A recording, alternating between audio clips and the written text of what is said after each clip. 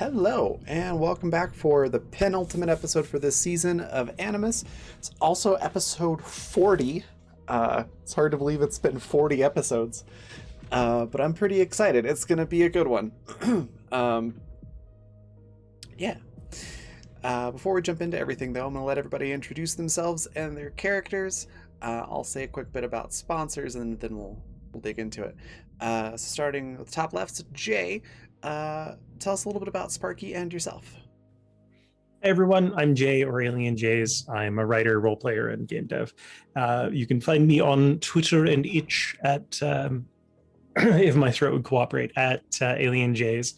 And I also run the Cryopod 9 Twitter, which may or may not be some sort of sentient cheese cooler. Tonight I'm playing Sparky, who is rapidly becoming the, I don't want to say child of the group, but definitely the younger sibling of most of the crew, where they'll kind of go along with any plan and get people into and out of trouble. And last session, they had a massive relapse of all of their training to be an assassin and found, the clone stuff with Rip, because they got called the wrong name and they stabbed someone. So we're going to deal with the after effects of that and deal with whatever Annie's cooking up for the next mission to get her memories back and all that fallout. Yeah. It's awesome. Speaking of Annie, V, tell us a little bit about Annie and yourself. I always forget that I'm not up in the top corner for this one. Thursday games always take me off guard. I'm like, when is it my turn? Hi, I'm Vanessa. I'm 1/3 of the Canadian crew here on Animus. I'm also an artist. I do both traditional and digital work. And if you'd like to check out my stuff, you certainly can. I do have an art Twitter, which is at Pepero Draws. That's Pepero like the candy, just there under my little name card. At the moment, it's kind of slow, working on a couple pieces here and there. But I've kind of hit one of those slow spots. So if you'd like to go check out the work that's already there, there's a little bit of anime stuff. I've got My Hero Academia posted and some original characters. There's also some Animus art as well, if you'd like to take a look at that. So yeah, you can check those out. But I play Annie. She is the tall, pink-haired, space bun having little mouse of the group. We always joke that pre-memory wipe, she was kind of like a space anonymous, where she would expose the things and people that probably needed it the most. I also kind of say like she's kind of like Robin Hood, where instead of stealing from the rich and giving to the poor, she would steal from the rich and sell to the poor and kind of make a little on the extra, side for herself. But as of right now, she is very, very anxious to get her memories back.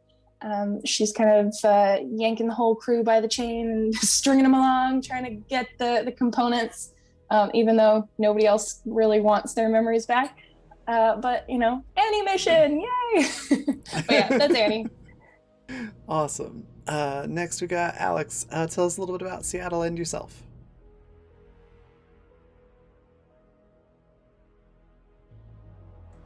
Hello, I am Alex. I'm a digital artist. You can find me around at Can Chaos Art, mostly on Twitter, sometimes on Twitch. I play Seattle, who is very different looking from me. For one thing, he's 56 years old.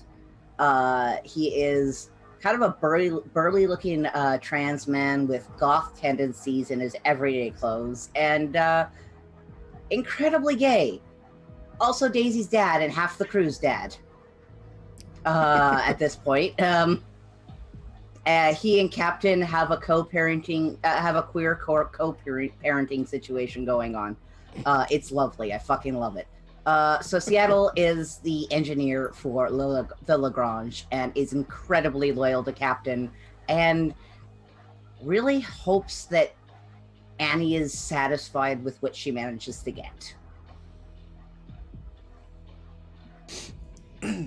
Fantastic. Speaking of Captain, we've got Goody. Tell us a little bit about yourself and Captain. I'm Goody. I play Captain. Captain is an android, captain of the ship, as the name implies. and is a Black Ops murder droid. But mostly just acts as a normal android. She is, like they mentioned, pretty shaken up about what happened last episode. She feels responsible that she put a child into danger. But is, down to continue the mission and everything, but is trying to deal with humans and their emotions and her own types of what could be called emotions. She just is trying to understand everything, and it's going about as well as you expect. But yeah, so that's about it. All right. That just leaves me. So I'm Raven. I'm the creative director for the Raven Evermore, which is my brand for all the various things that I do. My link tree's there in chat. If you're watching this later on the Fantasy Network, the link is linktr.ee/the Raven, like it says below my face. And then I play Daisy Thornwood, who is Seattle's daughter. Seth, who is a former cartel retriever, I guess you could say, who the crew adopted, and Liam, who is Annie's little brother. I play all of those on the ship, and then of course everyone else in the galaxy as well. And yeah, last week Daisy got shot up pretty bad and almost died, and had to have a whole bunch of surgery. It was very emotional, and the best part of it is I didn't even plan that. It was all dice rolls. So I was freaking out a little bit too, because I really like that character. But yeah, we're gonna see what happens this week. Before we jump into the story and everything, we real quickly mention sponsors, which is Fundamental RPG. It's the system that this particular campaign uses. It looks a lot like this. You can pick up a copy at Amazon, or if you just want the PDF version, you can pick that up at the coffee shop. So down at the bottom left-hand corner of the screen where it says coffee.com/raven/shop, or /raven, just add the /shop to the end of it, and you'll get there. As well as Intrepid, which is adventuring gear for real life, accessories, casual outdoor athletic wear, and things like coffee mugs and things like that, with a tabletop theme. So lots of really cool stuff there. You can check that out at the same spot. And I think that's everything. So trying to remember exactly where we left off last time. I know Daisy had gotten out of surgery and had woken up, had the conversation and whatnot. And I think, Annie, you're planning on talking to Dr. McLaren again, I think. Is that Yes, right? ma'am. Sure is. All right. What are you going to say to him?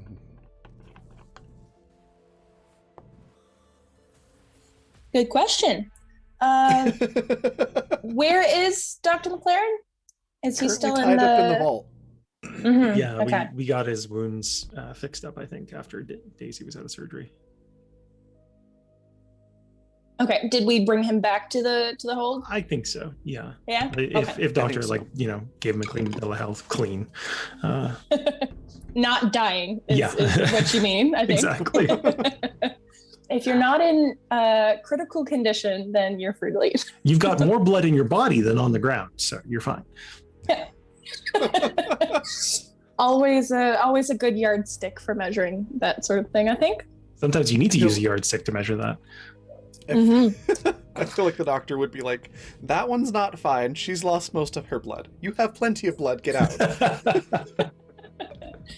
Fair enough. Is McLaren alone? Has anybody else gone I there? think Sparky's probably nearby, but they're not in the vault with him. So they've kind of just like keyed it closed, and it's not like a specific password. Cool. In that case, yeah, Annie is going to go into the hold, and she's going to close the door behind her and slowly make her way over to McLaren. He's He's not having a great day. Not a happy camper, why? you could say. Why? Can't imagine why. Me neither. I think we should delve a little into that because I'm unsure what's happening. Could be the 28 stab wounds. No, just the 2. The 2 stab wounds, I think, is what's making him cranky. Also, the kidnapping. Yeah, that might do it. God, we're so sassy today. What's happening? This is just the energy that Dr. McLaren has. He's like, We got started talking about talking about if cereal was soup. That's what happened. Yeah, we had a whole big debate before the Spoiler game started. alert, it's not, but anyway.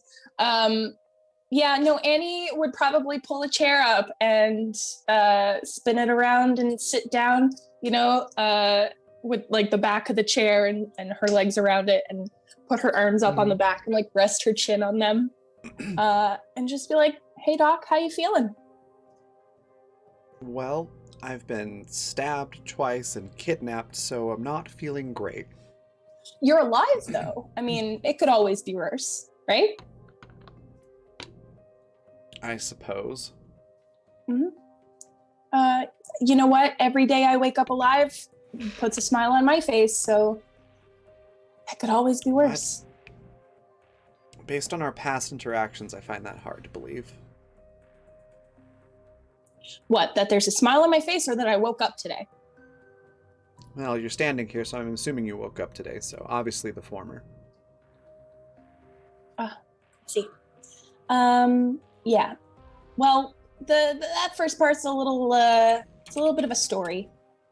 I feel like we probably don't have enough time to go through all the details right now. However, you look good, so it's a good starting point, I think. Is there a reason for this conversation? Yes, there is. It's always nice when you sit and exchange pleasantries, but I suppose you're not all about that anymore. But you know what? Given the fact that we did indeed stab you twice, I suppose I can let it slide this time. I wanted to come talk to you alone. Because I have a proposition for you.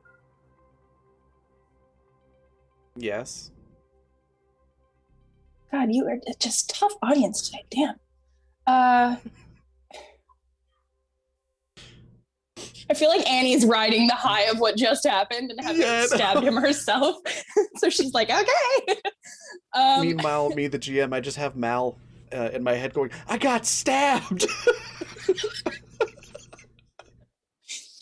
Annie right here. up, what the hell is happening here?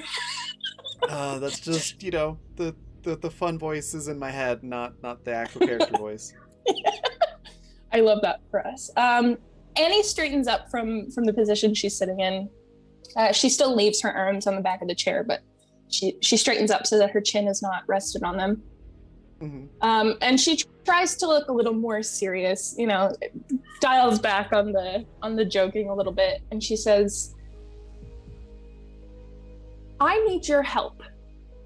I managed to get one of the ingredients from your lab that goes into one of the memory drugs, and we need to go get the other ones.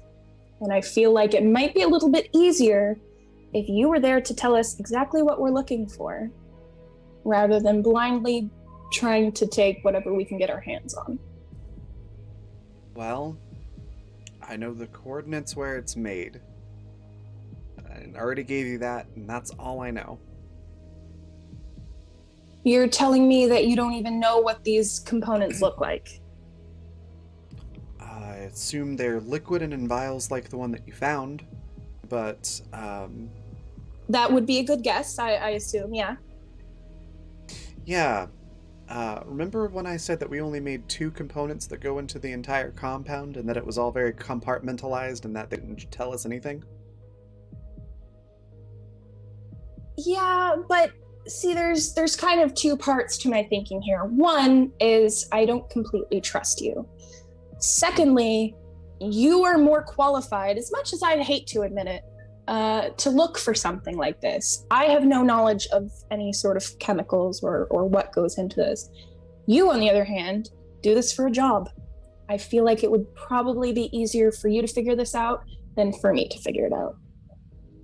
And if I go in there with you and help you, the cartel's going to know that I did so, and it would be worse than if you killed me. I mean, I could kill you right now. As much as I would dislike that, I would dislike what the cartel would do to me more. Listen, all sassiness aside, and seems like you rather enjoy using it, I am asking if you would, at least try to help us figure out an alternative.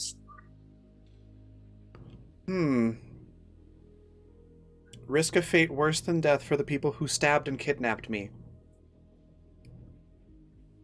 No, I'm gonna have to pass. I'm not saying that you have to go in there and we can make it look like you had no choice. Well, I mean, there's always the choice of do this or die, and I could choose die, and they would prefer me to do that. Don't think you understand who it is that you are, I'm pretty sure we do. You are. But thank you for your concern. No. Thank you for your concern, but we quite know.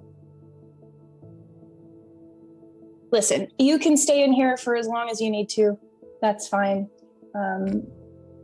She stands up from her chair and starts to go to the door.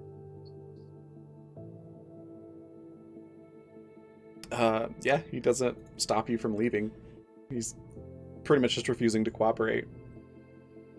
When she gets to the door, she doesn't open it, but she turns around and she says, if you're aware of who we were before all of this, then I'm sure you know that we also have our options open. It's like, well, for what we could do if you don't want to help. I do. She laughs, like it sounds like a genuine laugh. Just the tone of voice with that seems to hit whatever little funny bone or like the ha-ha funny noise in the back of her head. But it sounds like she's laughing genuinely. And then she opens the door and leaves. Before Annie leaves, he does call out and he goes, of course, I'm not the one who's lost my memories. She just leaves. She doesn't say anything to that. Seattle's waiting outside for her, leaning against the outside door. Looks at her, signs. So, how'd it go? She shoots Seattle a look. And that's all she does, because it's all in the look. And Seattle's like, do you want me to start off venting the off gas from Cryopod 9 into that room? No, not quite yet. What do you want me to vent into that room? Nothing. Just let him sit in there for a while. He's not going to change his mind. We'll see. There's no reason for him to change his mind. We'll see. Okay.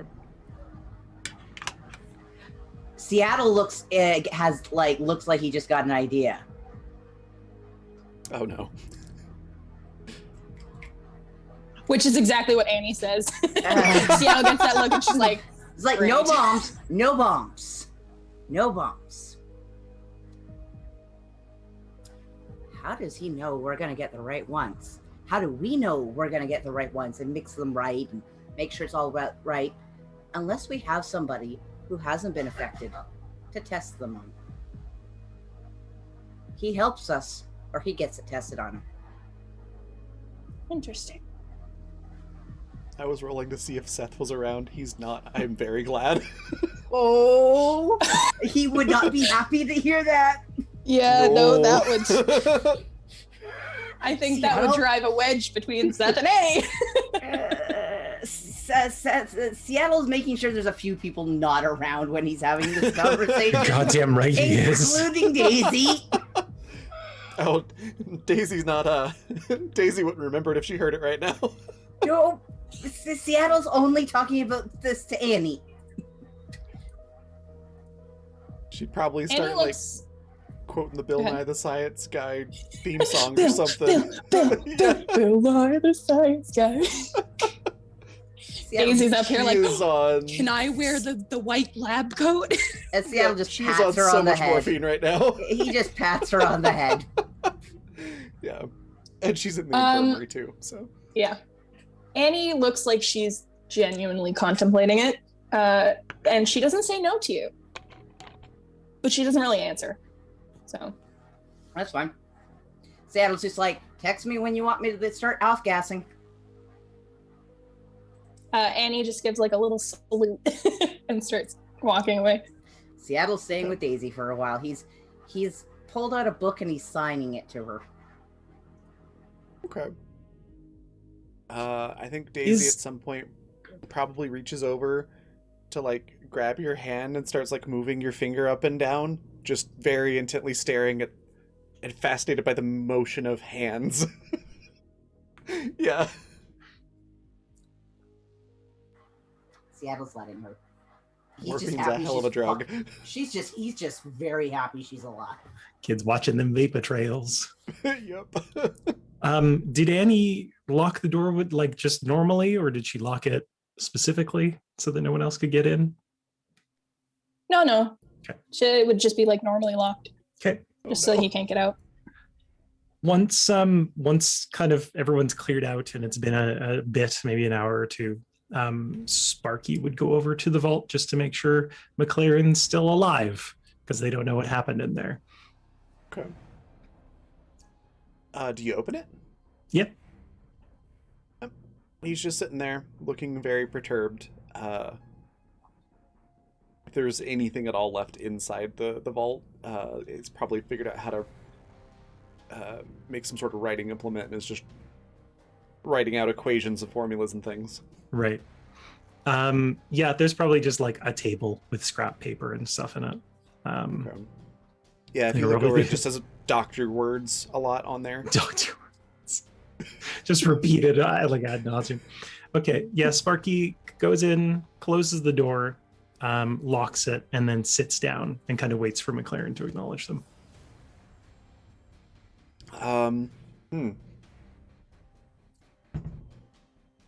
They don't. Okay. Sparky waits about 15 minutes, and then they'll kind of they'll just clear their throat lightly and then look at the doctor. I'm gonna make sure you get off this ship and that we don't ever have to see each other again. That would be, I think, best for I'm everyone not done involved. talking. I'm going to make sure you get off this ship, and I'm going to make sure no other harm comes to you. And what you're going to do for me is forget who I was. I don't care if you remember who I am. I don't care if you tell the cartel, like a child running up to their mother, what we did to you. But you don't ever get to say that name again. You don't ever get to think about that person again. That's the deal. I can do that. What? Is there a name I should call you instead now? You don't get to call me anything. You can just say thank you. And they'll stand up and unlock the door, and like they'll take their time with it just in case he says anything Yeah. extra. But He looks a little perplexed, but just as, well, thank you, then. don't mention it ever. And It's already forgotten it. cool. And yeah, they'll close the door, lock it, and then they're going to message Captain. Okay. And they'll say, Captain, can we make a quick stop on wherever Annie's got us headed to?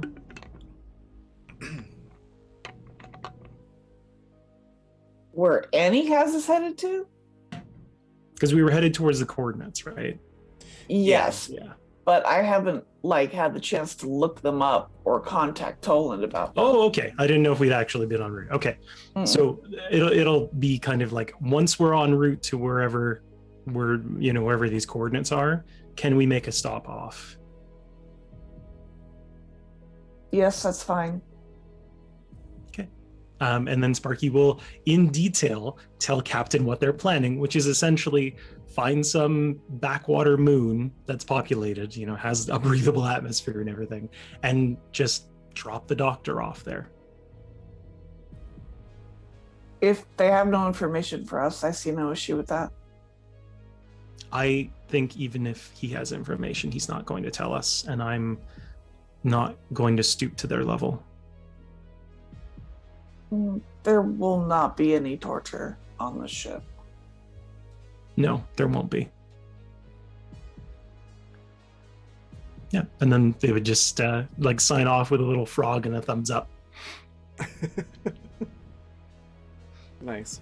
Yeah, so that's what Sparky's doing. Okay. Could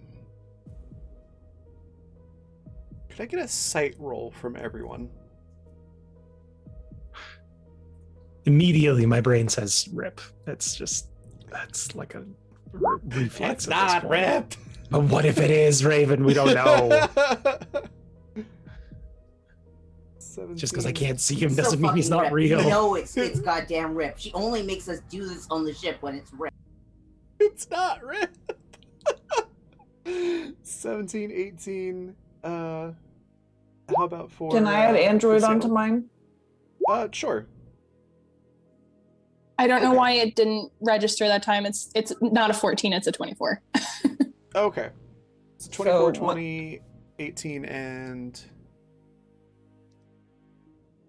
22. Nice. 22. Okay, cool. Then yeah, you all notice it. So, Captain, while you're moving around on the bridge and things like that, if you turn one direction, when you turn back around, there's like a tiny little potted dandelion on one of the consoles right next to you. Just left there. Seattle, wherever you are, there's like a little pine cone on a table next to you. Sparky, you've got like an old bird nest that's left somewhere close by to you, with like a little ribbon in it that a bird had obviously grabbed and put into it. And then for Annie, it's also like a little potted, it's basically a weed, but it's a pretty flower weed. Is Lily on our ship suddenly? Probably not. Man, can we have Rip? I don't like this. Seattle's gonna start going through the walls and the vents. We got somebody here. Yeah, I think Sparky's on the same tone. They're like, Yeah, whoops, the fuck? Sparky sees Seattle with a flashlight and a pine cone going for the walls. Yeah, and Sparky's holding the bird's nest with the little ribbon looking around the cargo bay and like the rest of the ship. Kind of Captain fucking- just looks at the dandelion What and is does this? whatever the equivalent of rolling her eyes is. Okay. The eyes just like Seth comes up on Seattle tearing, the walls apart, and Sparky there just goes, what's going on? Seattle holds up a pine cone. Sparky holds up the bird's nest and just gives Seth a look of like, just another fucking day. Yeah, I left those for the two of you because it's been a rough day and I thought you could use a little piece of our vacation to help you feel better. Yeah, Seth can watch like Seattle in mid tear down, just like freeze and be like there are tears in his eyes as he turns to see that, and now Seth is in a hug. Raven, I can't afford to fall in love with another fictional character. Why? So while they're hugging, Sparky's still there, hasn't moved the hand, and kind of looks back at the bird's nest like, "You stole a bird's nest from me? The hell is wrong with you?" Seth, there's like muffled voice because he's still, in a bear hug with Seattle. They're just like, no, it was abandoned. It's old. They didn't use it anymore. Sparky still looks a little like, what? Like this was someone's home. And Seattle Seth's just like, gets a message over his intercom. It's just Captain in a quiet voice. Seattle, put the wall back. And Seth's still desperately trying to explain that, like, no, the birds abandoned their nests when they're done with them. But he's, still grappled by Seattle. Seattle's having an emotional moment right now. So Sparky will put the bird's nest. Was that just to Seattle, Cal? No, I would imagine both of you got it. Okay. Yeah, Sparky would put the bird's nest down and start like putting the walls back up a bit while Seattle's, indisposed. But they're still having a hard time figuring out because I don't think there's that many birds on Mars. Not really any trees We for were them on to roost in. Mars. No, but that's where where they grew up, right? Oh, I thought you It's meant like I've just read books about this. This was I see someone's what home. I see Can't just what take someone's home. you wouldn't steal a house. Yeah, like, It's like, you stole somebody's home for me? What the fuck, child? What about Especially since Sparky and Seth are the same age. yeah. Like, Yeah. this is wrong. What about Annie? What's her reaction?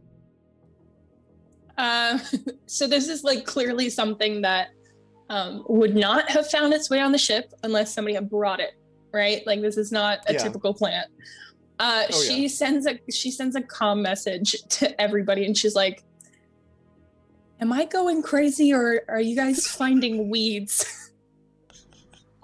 Seattle manages to tap back. They're from Seth. He wanted us to have some of our vacation today. Crying face frog emoji. I imagine that Annie is still kind of like zoned out a little bit from trying to figure out how it's appropriate to scare fucking McLaren into helping her. So all she texts back kind of like a the smiling face with the hearts on it.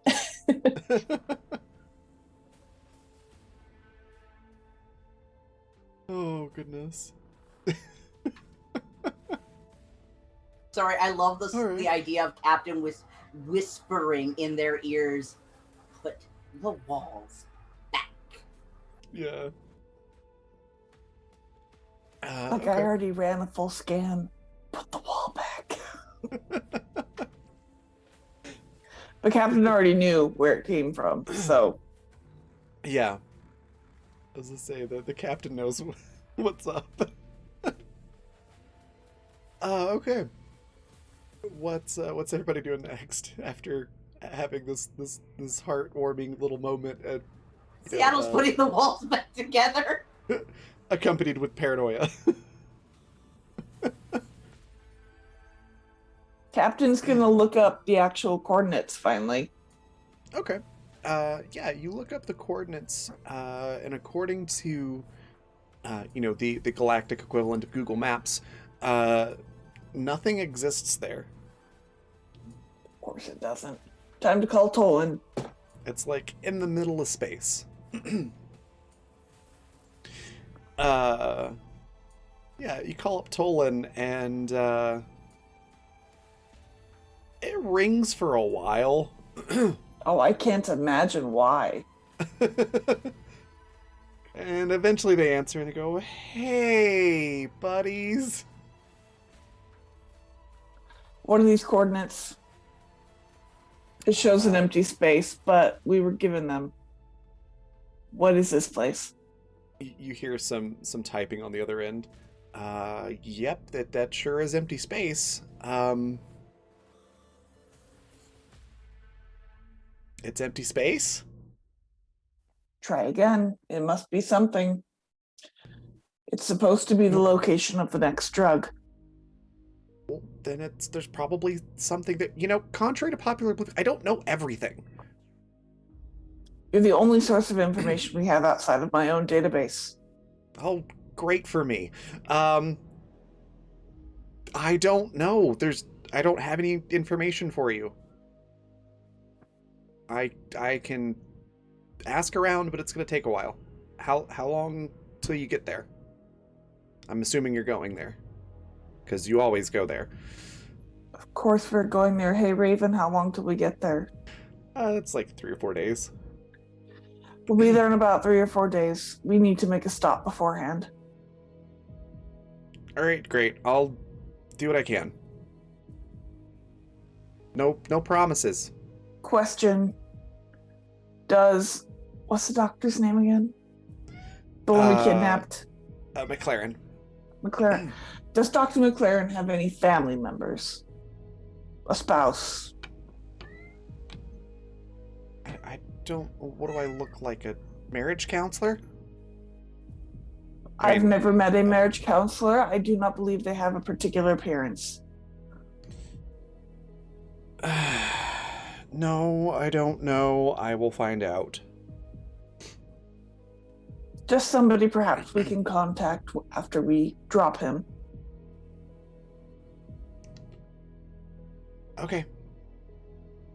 I'll try and figure that out for you. Thank you. She just hangs up. Yeah, he's already off the line.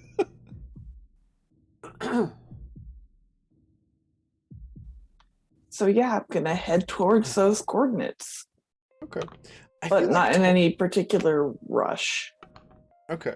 I I have feel a like question Tolan to and the ask. captain would end up with like this sort of feud of who can hang up on the other one the fastest. I have a question. Yeah. When did Tolan start working for us instead of the other way around? In Zoom chat, that's absolutely right. When The captain said so. when he figured out that he's the reason or part of the reason that you all lost your memories. He feels guilty about us? Maybe No, scared this is is the right Tolan. word. Gosh. I think it's feels- fear-based. Yeah. This is purely a sense of self-preservation. Yeah. Oh, you're crazy now. Oh, I can do that. Yep. Mm-hmm. You used to just be violent, but now you're crazy. Yep. Kiddo. So yeah, Tolan doesn't do guilt. All right, so you're heading to the coordinates. What type of location would you like to stop at between here and there? I think you said, but I'm drawing a blank. Honestly, just some backwater moon that's inhabited enough that if we drop him there, he's not going to die of, for lack of food or water or whatever. Yeah, Somewhere that's out of the way, but it's like a small town, not like a dumpy white power village. Yeah, no. Yeah, there's a moon along the way that you can find that's habitable, and it's pretty much just like farms spread out Okay. over the moon. Okay. Uh, Yeah. Good. I was just gonna say, people that would probably, make sure he doesn't die, but he would absolutely hate it there. Oh no! How horrible! Good. I hope they don't have continental breakfast. They Hope he has- don't even know what the word brunch means. I hope he has to write in charcoal.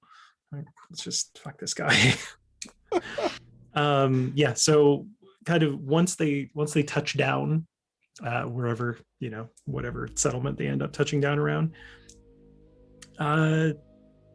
Sparky would go down to the vault, open it up, and then not like gunpoint, but definitely has a gun on them and is clearly like, don't try any shit, like just nice and smooth. It's all it's all according to plan, and they'll escort him off the ship. Okay. So did Sparky give any indication to Annie that this was the plan? Not even remotely. Not even remotely. So she would notice that they were touching down in a place that is not the place that they were trying to go to. 100%. Yeah. Yep. So you don't get off the ship Okay. before Annie intercepts you. I can tell you that much. You don't get off the ship. Yeah, I was waiting. I was like, this is your cue to jump down my throat. Yeah. Yeah. Oh yeah. No. Annie would absolutely catch you before you are able to go out the door. Okay. And she looks fucking furious. And she says, "What do you think you're doing?" I'm keeping my promise. And what promise was that? I promised that I wasn't going to keep the doctor because we don't need him. Well, I'm glad you think that you're keeping your promise, Sparky, but I didn't make that promise. That's not my promise to keep.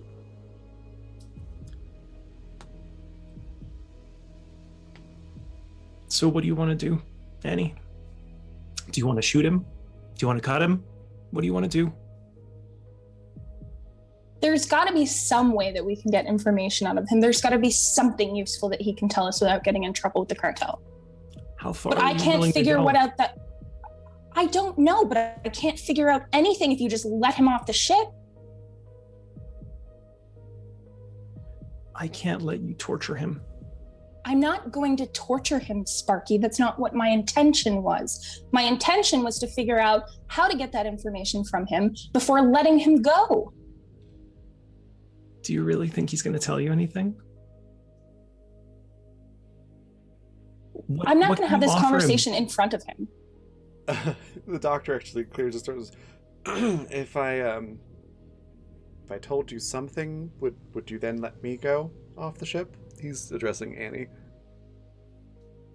It depends on if you're trying to yank my chain or not by telling me something stupid so that I'll let you go. Well, I mean, I suppose there's no real way of you knowing that one way or the other, but there was one piece of information I didn't tell you. I do know the names of the two components that are for memory removal and restoring it.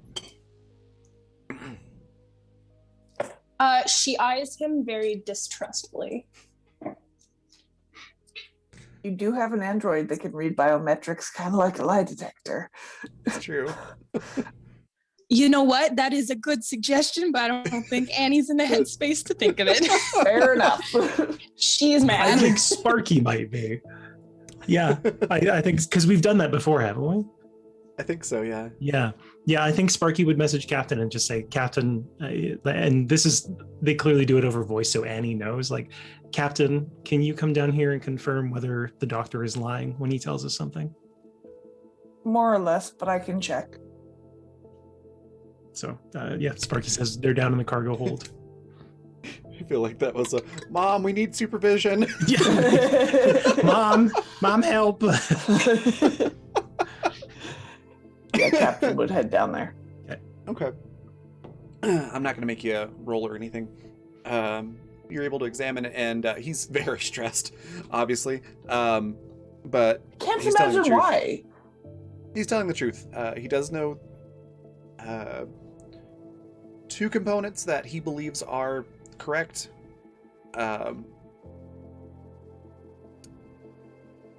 And is willing to tell them to you if you let him go.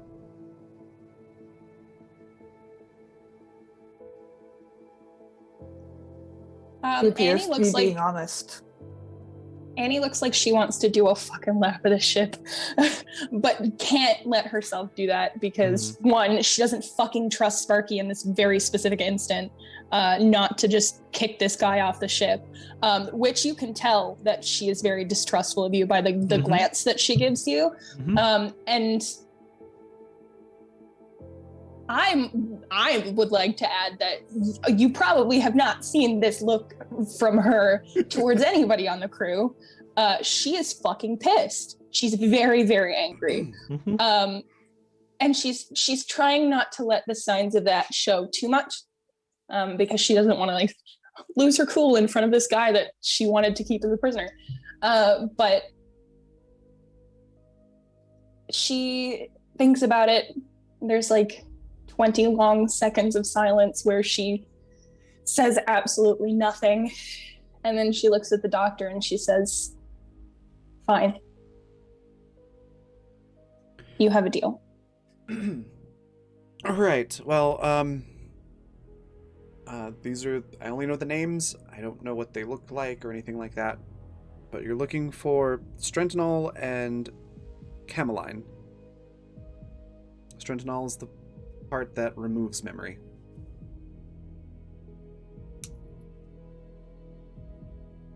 And you're sure that that's all you know? She doesn't look at the Yes. doctor with anger at all. Like, if he looks at her, he can tell that she's like genuinely asking. This is like a desperate, like, please tell me what you know. There's no anger in her voice. There's none of that bravado, like, haha, we're gonna, just steal you away and stick you somewhere in the walls. Like, she's genuinely, she's genuinely asking, or like almost borderline begging, like, please, Yeah. if you know anything else, tell me. He thinks, and he's legitimately, you can tell he's legitimately trying to think, like, have I heard anything else? He shakes his head and is like, I heard that in passing when someone was coming to pick up a shipment of the 2 components that my facility makes. I don't know if that's all the ingredients that you need or not, but that's 2 of them at least. It takes her another really long moment to do anything else. And again, she doesn't say anything, but she just gives like one firm nod and then steps aside. Okay. He books it off the ship.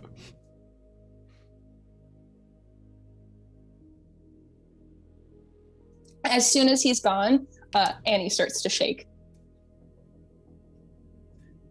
Sparky very pointedly doesn't look at Annie and just kind of gives her a wide berth as they walk back onto the ship. All right. She looks like she can't tell if she wants to never speak to you again or if she just wants to explode on you now and just let you have all of the anger that she has. Mhm. And it's like, it's a mixture of like when you keep tensing up your muscles, but also when you feel something so fully that you start to feel cold, and that's kind of where the jitters are coming from. So she's very visibly shaking, and also trying to keep herself from shaking so much. So you'll get like a period of jitter, and then like a very brief moment where she stops shaking altogether, but then she starts to jitter again. Almost like she hypothermia. she walks straight onto the ship and she just disappears. She doesn't stick around. Okay. Yeah, honestly, same for Sparky. They disappear into their room. And they message a captain, like, thumbs up, thanks for the help. Sorry for any trouble this causes down the line. Captain just says, the captain doesn't really respond, but she does message Annie a message that simply says the vault is soundproof if need be. You get no response. Captain doesn't care.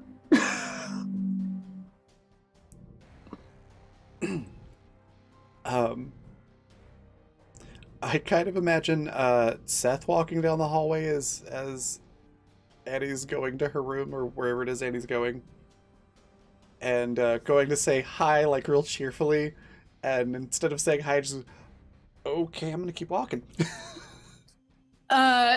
Funnily enough for Seth, this is probably the first and last time he'll ever see this. There are angry tears in her eyes and her cheeks are very, very flushed.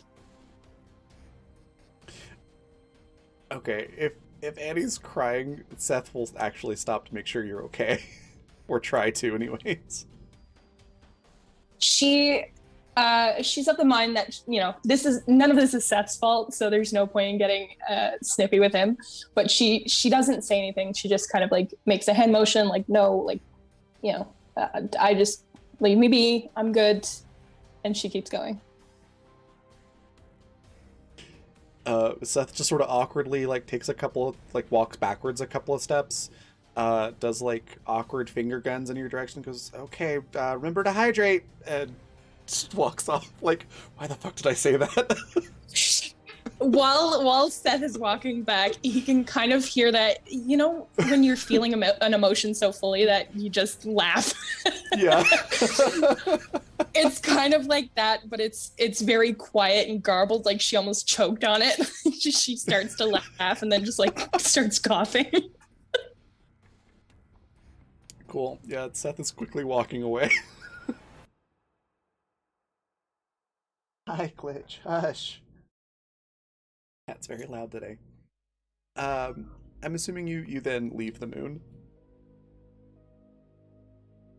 Yeah, that was all Sparky was coming here for. So Yeah, Okay. we don't have any reason. Um, Like, are we good on fuel and stuff? yeah. Yeah. You refueled not that long ago, I believe. Yeah. Yeah. So you're able to take off. About a day later, Tolan gets back to you and says, well, signals you. And it's up to you if you want to answer or not. I assume you want to. Yes. Okay. I started to say, he tells you this, but like, you know, they might not answer him the first time, so we'll see. So yeah, Tolan contacts you and says, all right, look, I did a lot of digging, called in a couple of favors, talked to some people I don't like to talk to, and I got you some information. So there's nothing there because it's been wiped off of any records that are out there. There is something there. All I know is that it's a very remote planet. There's a lot of cartel and there's a lot of security. And that was pretty much all I was able to get. Some sort of hush-hush cartel research base. As for the doctor, I saw about 4 ex-wives. I'm imagining they probably aren't on his contact list, but you know, you could just contact his office. We could contact all 4 ex-wives. I mean, sure, you could do that if you wanted to. No, contact the office. I will contact the office. All right. Well, it's been great catching up. Glad I could help. We'll see you later. Click. Click. Damn it.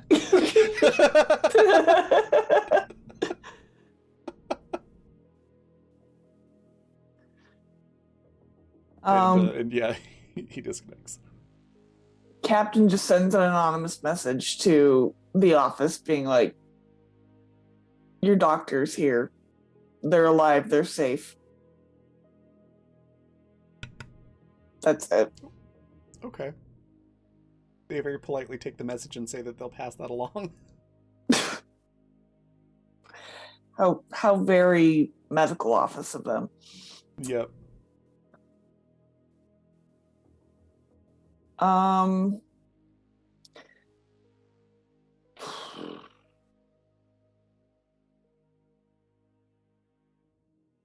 Is there any way I can get information or like a look into this hush hush cartel place before we arrive there at all? The only way I can think of that you could possibly do that is if you wanted to like try to go whatever the equivalent of the deep web is in this setting, and try to hack into some stuff. Basically trying to hack into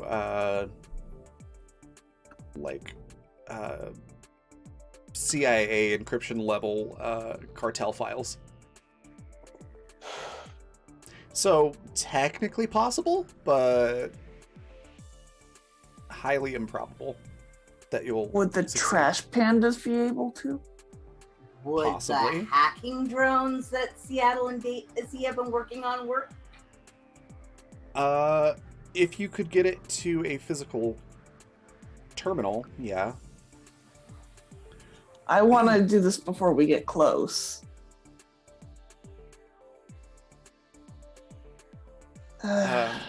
So basically, the long and short of it is you can certainly try. Okay, because I don't want to go into this blind. Like, that seems like such a bad idea. Yeah. But at the same time, I don't want to bug Annie right now. And Daisy's not in a condition to help you either. Yeah. Sparky can do tech stuff. I mean, we can try. It hasn't gone wrong in the past at all. No, not especially when we tried to do something like open a picture file. Yep. I remember that. It's good times. It's fine. It's fine. There was a one time. Was it though? Was it? I mean, And, it only happened the once, so yeah. And you've got 3d6, so you know. Have an Annie. Yeah, I don't feel like bothering the Annie. She doesn't seem to be wanting to be Also have a bothered. Daisy. No, we don't. Oh, certainly. Oh, right. Yeah. Currently. We're kind of at bottom of the barrel here. Yeah. You have like at this point it's probably codeine, not morphine, but Yeah. you have a very high Daisy right now.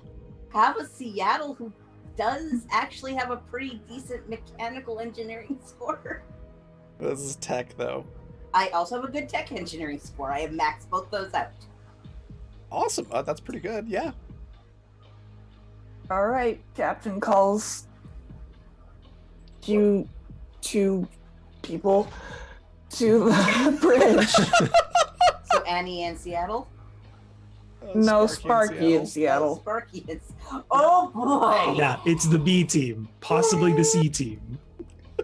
It's Sparky and Seattle team. We're called the B team because we just blow stuff up. Yeah. I was gonna say I think Daisy was the B team. Yep, we're team. What do we have left? We're team bargain bin. So Not even bargain bin. This is outlet mall at this point. ooh. Clearance, All right. clearance section of the outlet Yeah, Oh, exactly. no. Clearance section on a bankrupt sale.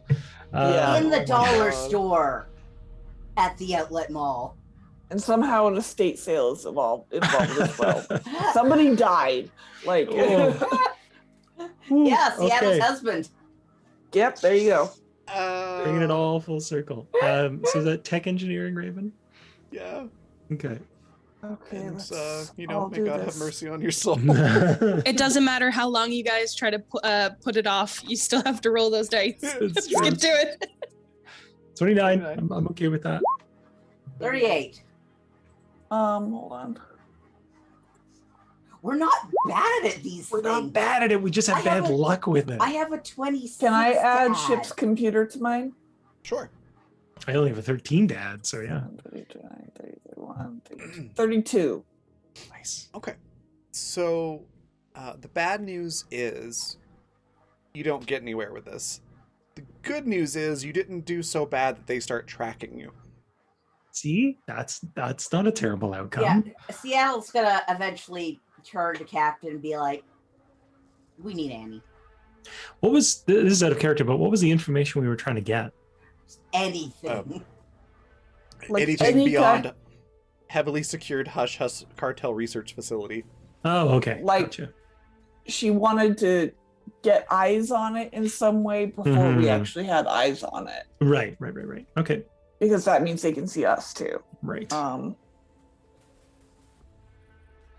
Captain says, I know we need Annie. If one of you would like to fetch Annie and see if she will listen to you. In fact, Seattle's like, why isn't she here? Sparky looks at Seattle, places a hand on his shoulder, and just says, I need you to take this one. Annie seemed to be in need of a lot of space. Seattle's looking at Sparky. I know what you did. After. How bad a shape is she in? She refuses to respond to communications. Right, ice cream sundae time it is. Seattle goes to the kitchen, and I'm gonna roll art to see how good of an ice cream sundae I can make. And Captain's over here, like, again with the goddamn dairy. Solves all human problems. Always comes 16. back to dairy. 16. Do I make a decent thing with things I know Annie relatively likes? Let me It know if you tastes want a good. hand. Presentation is Presentation. horrible. He There's goes- like the hot present- fudge stuck to the outside of the container. The whipped cream is all over the place. Bless. Yep. It's on a tray at this point. There's a couple of spoons in there. He lost count. Seattle goes to Annie's room and knocks on the door. She doesn't answer. Knocks on the door again. She doesn't answer a second time. Knocks on the door again. At this point, she knows it's Seattle. So she opens the door. She still looks relatively the way she did. You don't see any tears, at least, but her face is very flushed, and she looks like she's, Yep. you know. Seattle pulls up the tray and kind of like pushes it as if to push her back into the room so she can enjoy this lovely creation. No talking, just She actually puts a hand up, chest length, and just gently pushes the tray back at you. And she says, she doesn't even sign it this time. She says, Seattle, not now. Please. The please is kind of like an afterthought. She thinks it sounds too harsh, so she's just like, please. as He's got the Seattle's big like, feels right now. Seattle's got the head tilt and just stops. What happened? Ask Sparky. I did. They won't tell me. Well, then, and her tone of voice starts to get hard again, but she stops, and you can see her visibly breathe. And when she starts to speak again, it's a little bit more of a respectful tone, because obviously she's not mad at Seattle, so why would she take that out on him? But so she tries to like center herself a little bit, still has her hand up on the tray to kind of like push back. He And she says- he hasn't particularly moved, but he's not trying to like push into the room or anything. Yeah. And she says, Sparky seems to want to make the decisions here, so I'm going to let them take this one. You guys can let me know when we've gotten to the point that we need to get to, and I will do my best to help with whatever needs This to be isn't done. Sparky's mission. This is Well, your it mission. seems to be now. So thank you for What coming. happened? You can ask Sparky, and she closes the door. Seattle's heading back up to the bridge with a very melted ice cream sundae, It's pissed. and puts the ice cream sundae down in front of Sparky. Captain looks at the sticky mess just like, What Really? did On you my do, console? Sparky?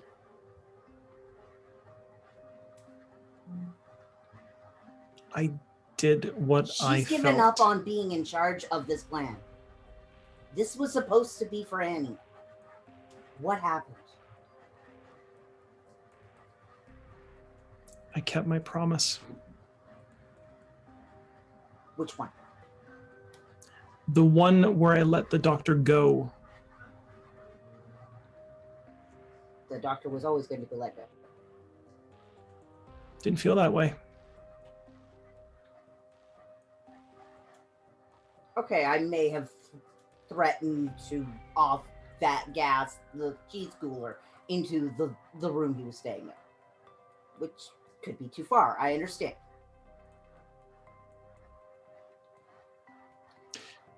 Did you give Annie any say in the matter?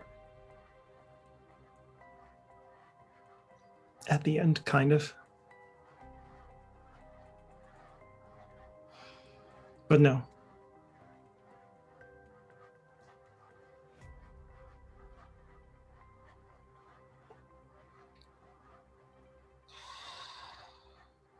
And like you can hear him do the whole kind of like deep breath, sigh. It's just, you need to apologize to her. I'm not mad at you. I'm just, I can understand, especially after hearing about what he called you. And so as you say that, Sparky kind of tenses up, almost like they're expecting it. And it's like what they called you. I understand why you would feel you really had to prove that you are not that person to this person who honestly, It wasn't for him. It was for me. I made a promise to myself that I wasn't going to let him get tortured or threatened or interrogated. I'm not that person, Seattle. And I can't let any of you be that person either.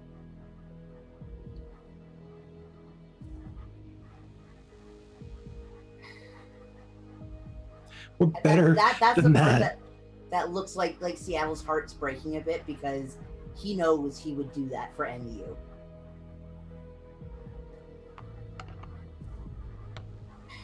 And he just sighs deeply. Next thing Sparky knows, they're being pulled up into a hug.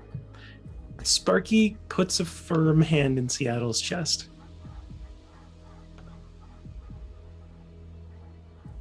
When I'm ready, you can hug me for a day, but I can't right now. We have to figure out what we're doing for this whole thing. And Annie has decided she's no longer in charge, that you are in charge. Tough shit.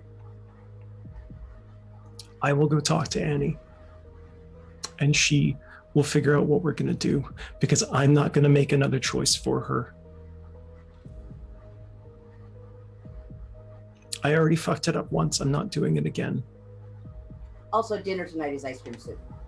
Oh, I good. have no idea. And they kind of like look over at the soup like, oh, good. My favorite. I have no idea what to do with this now. I tried. We'll think of something. Just, we need Annie on this, and we need her at the front, because it's not for us, it's for her. The doctor was my problem. I know she wanted information from him, and I get that. I really do. But Seattle, I dealt with him before the wipe. I was there. I was the one who picked up the drugs. I didn't tell anyone because I didn't want anyone to know. But that wasn't you, Sparky. It's really easy to say. It's really easy to say it wasn't me. Because it wasn't. But I saw it, and I felt it, and I heard it, Seattle. It doesn't matter that it wasn't me. It's still there.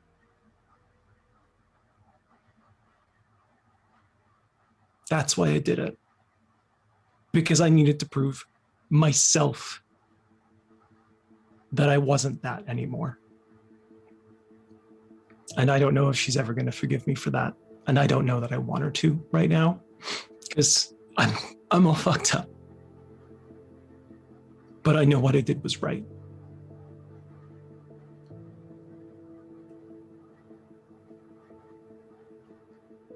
And Seattle pauses and he thinks on it. Oh, congratulations, Sparky. You're a better person than I am. They don't really know how to take that. They kind of give you Seattle gives sort of a sad smile and kind of a shrug. I would do anything to protect you. Anything. Sparky just gives a really quick sign of, I don't judge you, but I can't be you. Because that would be very weird. You would make a very strange man. And Sparky nods, yeah. Yeah, they do like a quick kind of clap of both shoulders, and they do the and just a quick does forehead the whole touch. kind of the squeeze back sort of thing. Yeah. And then looks at Captain in Seattle like, we need to figure out some way to, maybe there's a mole inside the cartel, maybe we can make a mole. I don't know if Tech's gonna fix this alone, and without Annie, we're kind of drifting. Seattle looks at you and is thinking on it.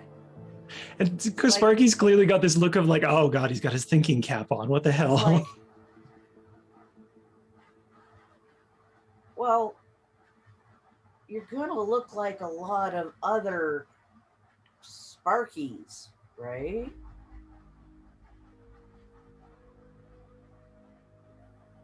Sparky kind of gestures for you to go on, but they've clearly got this like, what? It's like your twins, triplets, quintuplets. We don't know if they're still around or if they did something with them. Can we bluff our way in? I mean, it worked the last time. Last time was a middle of nowhere drug corp. This is clearly a black site. You can't just stroll in. All of their, either that or we just start blowing them up. Seattle. I even between you and me, I don't think there's enough bombs to stop that before we start taking losses. I've been getting a real bit of bomb. He's obviously joking. Uh-huh. He's like obviously joking. And Sparky, you know, like gives this kind of like half chuckle, like,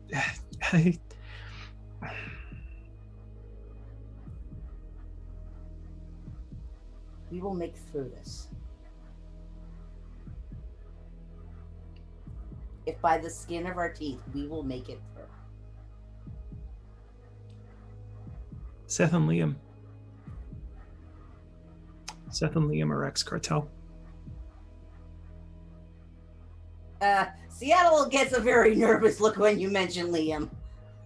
I bet you guys can like physically feel Seattle's the like, absolute do negativity. you never want Annie to forgive you? I'm pretty sure I just all the way over here in Utah just heard Vanessa's muscles tense up. Like I heard You that. sure did. I heard that butthole clench from the West Coast. I can feel my brain trying to be squished. Sparky says, like, obviously with Annie and Liam and Seth's consent, but they would know better than anyone how to. Suggest it to Liam first. That's kind of the plan. But That's really what we're gonna go with when you didn't ask Annie okay, no, it's fine. It's okay. You guys continue. Sparky's not gonna come to you, and the first thing they say is like, "Hey, by the way, can we use your younger brother as a plant inside a cartel black site?" Cool, thanks, bye. Like that's not. No, that's the death sentence. Yeah. So Sparky looks at Seattle and says, like, "Can you talk to Liam? I'll talk to Seth because I need to clear some stuff up with him anyway. And then I'll go talk to Annie."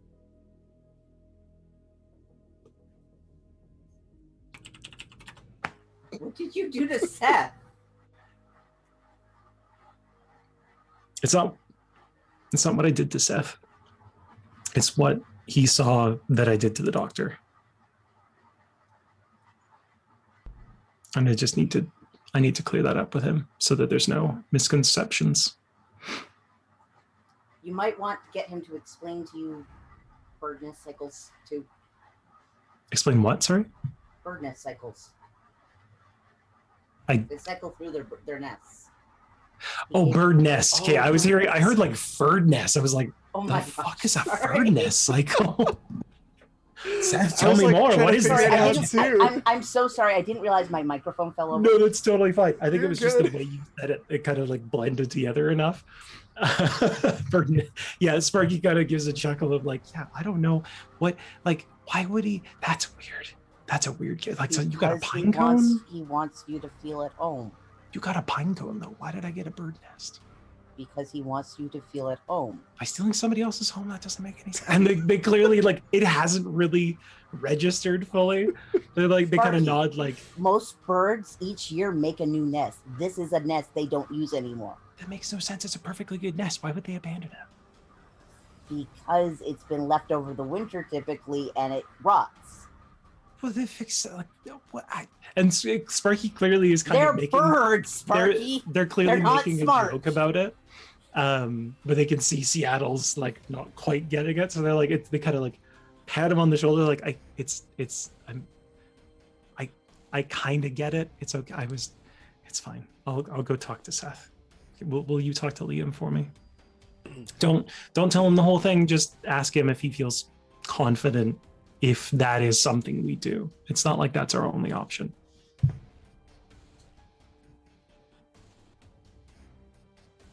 All right. Captain interrupts with actually many bird species will generationally return to the same nest. And Sparky does, like, they don't say anything, but they just kind of do like a and they held up a hand for Captain to high five. Captain just looks at them. Seattle's waiting to see if Captain does this. And goes back to the bridge. Oh no, Captain left you hanging. Seattle's snorting so fucking hard. Captain has been sitting here through this ridiculously overly emotional conversation, just silently like, what the tap is fucking, and she hates it so much. Yeah. And she's like, get Out of my bridge. Yeah, Sparky definitely, like, as soon as the captain walks away, they're like, cool, I'm gonna go find Seth. And they start sending us a calm off to Seth. All right. Yeah, Seth responds and is like, oh, hey, yeah, what's up? They're on, like, the audio. Okay. Hey, where are you? I need to talk to you. Oh, I'm in the cargo bay. Okay, I'll be there in a minute. And yeah, they come walking down. Is Seth, like, kind of visible within the cargo bay? Or is he hidden behind something? Yeah, you see him, that crate that he brought on board, like, yeah. closing the lid and locking it back and putting it back where it goes. Yeah, Sparky's not even concerned. They're like, that's not my fucking business. I got other stuff to do with. They clearly give, like, a quizzical kind of, a big crate. But yeah, once they get, like, within a meter or so, they stop and kind of look him up and down. You heard that I let the doctor off the ship, right? Yeah, I thought that was a good call. Some people might say that, yeah. You can see, like, a light bulb go off in his head. He's like, oh, that's why. Okay. So I'm gonna go deal with that after. Yeah, I just needed to. Seth just puts a hand on your shoulder and looks you in the eyes, like someone who's about to go on, a suicide mission. And just goes, Yeah. Good luck. And they nod and they're like, yeah, thanks. I just wanted to make sure that we were cool. Oh, yeah. We were cool. You seemed like you were kind of in a different place mentally, and I just wanted to remind you of where we're at now. I appreciate the reminder, but I definitely. It's not that I didn't need it, but it. Yeah. Seth kind of nods and goes, I don't think you would normally do that. It was a really bad day. But it's done. And it's done. and we'll deal with what happens after. So with that said, Seattle's going to talk to Liam about this, but I wanted to get your take. We can't, without Annie anyway, we can't really get into their systems, this cartel site. And I came up with the idea that you and Liam were trained by the cartel. So if we need to, not saying it's the first thing on my mind, if we need to, would you feel comfortable going in incognito to help infiltrate? I mean, if it's a cartel black site, I mean, I don't think I'm gonna be able to just walk in there because they know who I am, and they know who all of us are.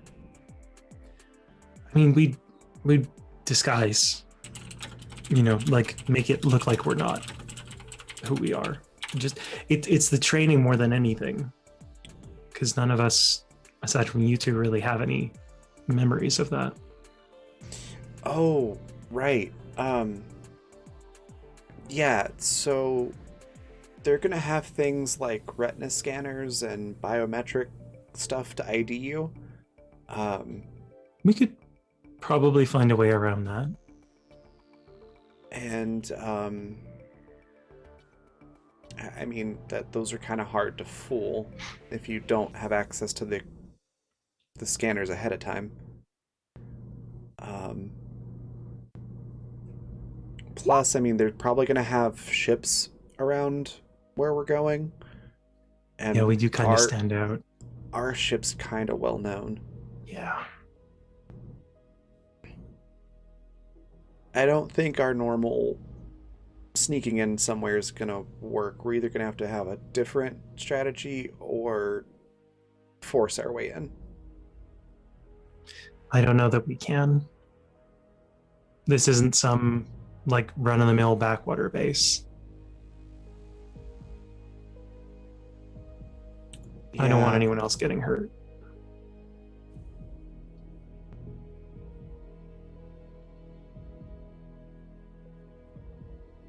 Yeah, so that's kind of like, I mean, if I didn't have to worry about them knowing who I am, I could probably, sneak in and get something. But they're gonna be looking for people like us. Like, I'm pretty sure there's probably especially since we knocked off the Generico place, they're probably gonna guess that we're coming for the rest of it. Our I might pictures just are probably have up on the wall. I might just have the worst idea. And they don't even finish saying that before they're turned around and they're walking back up the stairs from the cargo bay. they just bail.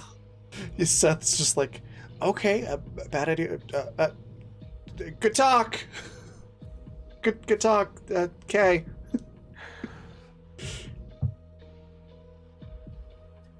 They would send a message to Annie that just says, we need to talk and I need to apologize. And you, if you want to, in parentheses, need to yell at me or beat me up or something. And then they'll say vault room tomorrow X time. And they won't expect a reply. They'll just kind of send that off. And then they're going to head back to their room to start doing some things that I'll message you about. Okay. Does Annie reply to the message? No. Okay. Absolutely not. All right, I imagine then... Annie writing just up a bunch of middle fingers and then deleting it. I mean, you're not entirely wrong. Let's hop over to Seattle and Liam then, and then we'll do our break. So Seattle discuss. goes to find Liam. Yeah, Liam's in his room. Knocks on the door. Doing something on VR. he hits a remote or something to open the door. Cool. Probably rigged Seattle something up. kind of looks at that, kind of looks at Liam, and signs, you know Rip has been on the ship, right? And Liam pulls the VR headset up and goes, "Is Rip on the ship now?" He could be. He puts the VR headset back down. This is the man that almost killed your sister. Headset comes back up again. Look, if I spend every day worrying if Ripper's on the ship or not, it's gonna be miserable. So, if he is here, there's probably not a whole lot I can do about it, so I might as well go about my life. Did we ever actually tell Liam that his sister almost died? I don't think that's a thing No, we I don't think we touched did. on. Nobody's told Liam that Annie almost I thought died. for sure No. that's come up. I don't really think talk so. about it. Yeah. Yeah. Annie's never spoken about it. Seattle never speaks about it because he was so fucking terrified. Yeah. But also, yeah, that case Liam will be like, but also, go back to that part where Annie almost died. Yeah. First time we ran into Rip, he got on the ship and shot her. Boy, we're just airing all of Annie's dirty laundry now, aren't we? It's like, fucking great. Seattle looks at him and is like, I had to carry her to the med bay before she bled out. Sorry, I just read something funny. Is it the image? Is it the gif I sent y'all? No. Okay, Raymond, you gotta watch this gif at some point. It's Animus crew. It's so Animus it? crew. You have to watch. Where is it? It's in Zoom. Yeah, I would say watch it on the Image- break. Oh, What? I yeah. see it now. Okay. Yeah. Uh, At some point, watch that probably on the break and let Okay. us know if you agree or not. Yeah. Oh. Liam's like, I'm so glad I wasn't here for that. That sounds awful. I mean, she seems fine now, so that's good. Jay. Seattle gives Liam a look like. So, how do you feel about going on a mission instead of staying on the ship? Yeah, that sounds cool. What's the mission? I'm sorry, but the comedic timing of being like, yeah, your sister almost died. You want to go on a mission? Like, what the? Seattle's judging this, and it's like Liam's being very bouncy about it. Seattle figures he's not taking it seriously enough. He'll take it seriously enough after this. Liam is a teenager and thinks he's immortal because he's a teenager And Seattle's like, and is bored. okay, I will show you you're not immortal. Seattle, I don't want him to die. What kind of lesson are you trying to teach? Look, you can I- live without a limb. Every Saturday, I lose a little bit more of my will to go on because of this shit. This is punishment for giving this captain severed head. Listen, This is my nobody way told of me getting to back. stop. No, Incorrect. Alex, I'll take wrong for $300. nobody- What? Oh my god. No, like Alex Trebek. Oh. No, we definitely told you to stop a couple times. I beg to differ. I don't think so. But anyway, Yeah, dismemberment is not the answer, Seattle. No, and he doesn't plan on getting Liam killed. If Liam goes, it's going to be in the most Just safe maybe way a little. possible. Just a nick, maybe a gunshot wound. That kind of wisens you up real fast. you mean the thing that almost killed his sister? I gonna have say to that leave thing that right almost now. killed Annie. You know what? I may or not English. I might not be here after the break. I need to go lie down.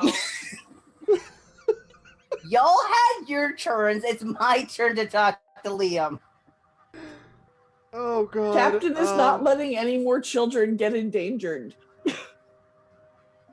So Liam's like, yeah, that sounds cool. What's the mission? Seattle's like looking at Liam's VR head stuff. How well you think you could talk Captain through being acting like she's part of the cartel? Sorry, say one more time. How well do you think you could help Captain act through, or at least recognize things as if she were still part of the cartel. Oh, not at all. Weren't you trained by them? I was like in the start of boot camp. Do you have anything useful? I can fly the ship.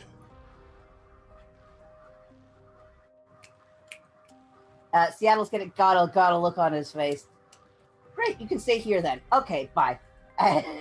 Turns and leaves. Going to find Seth. Yeah, Liam's just like, idea. oh no, you have the wrong person. But yeah, as you leave, Liam just gives you a confused wave and goes, bye, and pulls the VR headset back down. And pops his head back in. Send your VR set to my room, my work room. He Thanks. pulls the thing up like, get your own VR set. We don't have time. I need it now. Thank you. I'll get you another one. It's already installed in the room. I have to make adjustments. What are you doing to my headset?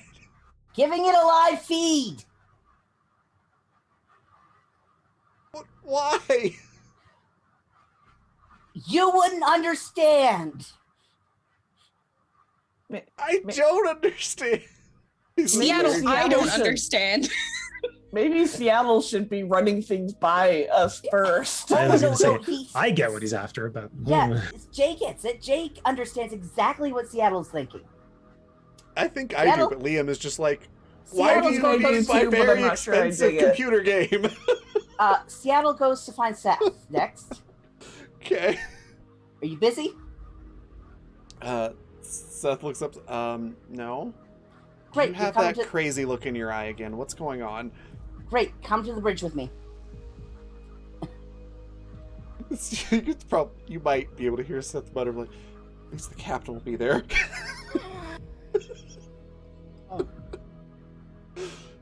He follows you to the bridge. So Seattle realizes he's going to have to ask something of Captain that is very difficult for him to ask. Captain, how do you feel about wearing a different face?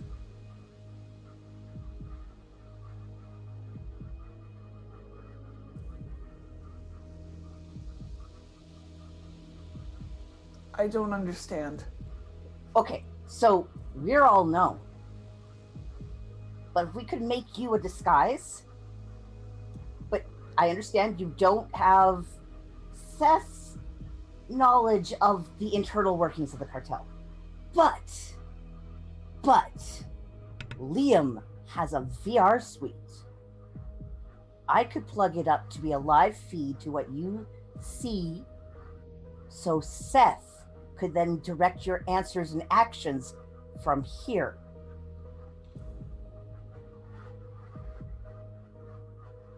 That sounds Seth, suspicious close to being able to take control of me. No control over you. He will only be able to basically be a voice in your ear and see what you see. Absolutely, I would not install any way for anybody to achieve control of you through this. Seth kind of clears his throat a little bit too. It goes, you may be vastly overestimating like my importance in the cartel when I was Seattle looks at Seth. You have more training than Liam. there. That's You not are saying much. You are currently the best. You are currently the best trained cartel. Oh my God, we could hire Rip. Absolutely not. Yeah, it's a bad idea, but we could. But anyways, you have the most training out of all of us. Seth's having an existential crisis now.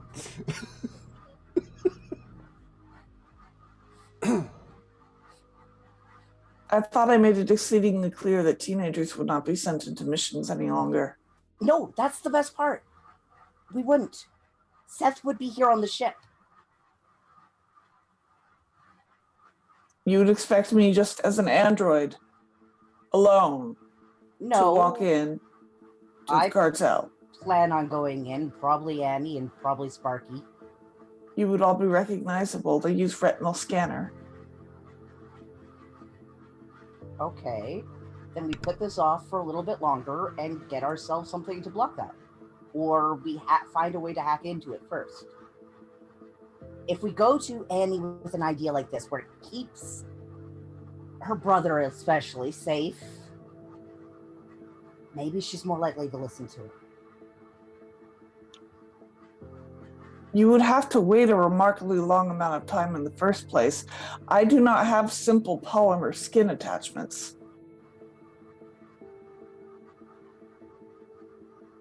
I'm not meant to be interchangeable. Seth clears his throat again and says, there's always the option of just trying to sneak in without bluffing our way in. Again, I would need a layout. We can't go to this blind, and I cannot get too close. And I need somebody with much higher technological skill than what is currently available to me. Seattle's like, I deal in hardware, not software. Daisy is out of commission. And Annie is being emotionally unavailable at this time.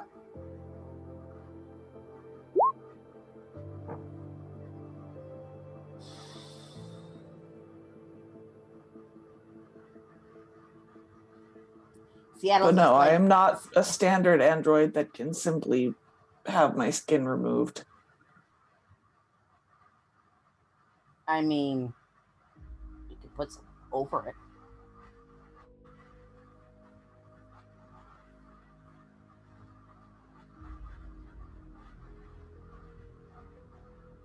I Sorry, I suppose. was plotting and possibly scheming. Seattle's like, this is all I have. I am For trying. Annie, the 39 is enough. Well, we have yet to hear if Sparky has come up with any other ideas, and we can wait for them. We're just kind of in the middle of nowhere right now. We are not detected by anything at this point in time, and I doubt we are going to be. Then why don't we wait? Just take a day or two, get our heads cleared, and wait. I'm fine with that.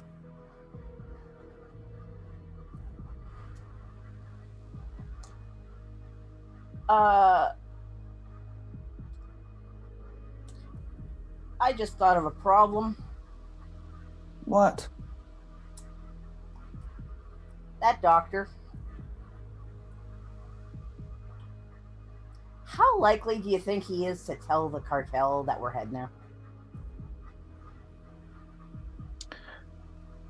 Sparky seemed to have made some kind of deal with him. I do not know what it was. You would have to ask them. Right. Okay. But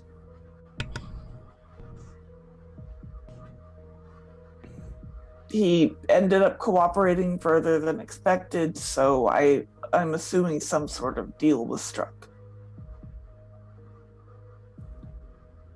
I'm gonna go and see what I can do about making a polymer skin attachment. It might come in useful later. And Seth, Eddie, he kind of waves and leaves Seth there as he walks out. Yeah, Seth is just sort of awkwardly in the bridge, not quite knowing what to do now. Captain just mumbles to herself, I don't want to wear new skin. And turns back to the computer.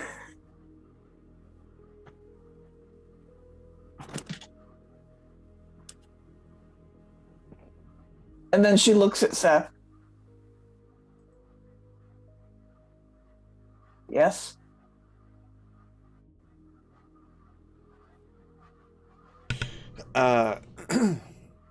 Seth's kind of like fidgeting. It's like, was that all you all needed me for now? I don't know why you're here. I don't either. Can I go? Yes. Cool. He walks off the bridge.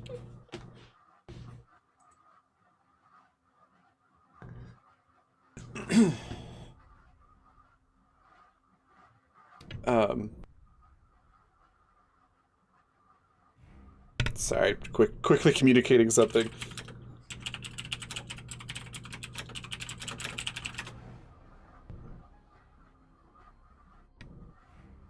Okay, I think you got that. So oh God, Annie, for a raid cry, yes. So Annie, yes, you are able to do the thing. What would you like to do with doing the thing? It's easier for me to type on my laptop, so I'll send you a message through Discord. Okay. And just kind of give you the rundown on what I have on my end. Then that's a good spot to take a break. So we'll take our 15-minute break here, and then when we come back, we'll do the last half of the show, and maybe we'll try a plan. Maybe we'll find out. It's going to certainly be really fun when we get to the planet. So as Seth would say, go hydrate, grab some snacks if you need them, and stretch your legs, and we'll be back in 15 minutes.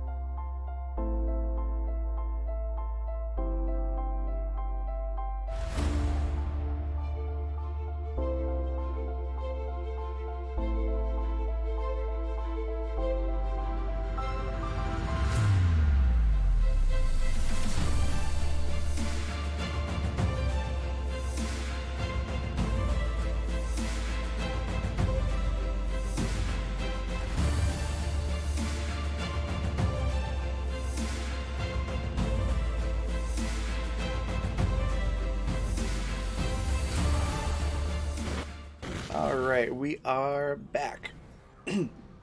Okay. So, there's been a couple of plans discussed, and Annie did a thing, and She sure did. and had some information from the thing. Yes. Does Annie want to share with the class? Oh, right now Annie is still in her room. She's not sharing anything. Okay. Okay. And Sparky what- would have done said thing that we talked about, but they are going to message everyone about it once we've had a bit of time from everything that's gone on in it. So like in a couple hours, however long that takes. They wouldn't have done said thing, but they would have gotten info about it. Okay. Whoever would like to know, the ship is not moving anymore. I should hope not. Fuck. We like show up on the doorstep. We're like, we have 5 half-baked plans. So are you I know, Captain stopped the ship. Okay. Are you sort of hanging out like just outside the system that the planet's in? Yeah. Kind of a thing. So, like by Pluto, if you were going to Earth, I guess, something like that. Yeah. We're Okay. imitating Planet X. Okay. Is that where you alright. get the chemical for the Powerpuff Girls? Yes. Sweet. It's weird because there actually is a theorized Planet X. Anyway, that's a whole different That's actually topic. what I but- was referencing Okay, cool, directly. Past the Quaker belt. Words, thoughts. My brain just went blank. That's totally fine. Sparky would message everyone a couple hours after the whole everything that just happened. And just Sorry, Yeah. not to interrupt you. Daisy's up and moving around a bit. By this point, it's been like 2 or 3 days in future healing, so she's still not great, but she's moving around. That's what I was going to say. Please continue. yeah, Sparky Seattle would has also reconstituted the ice cream sundae into a soft serve. of course. Okay.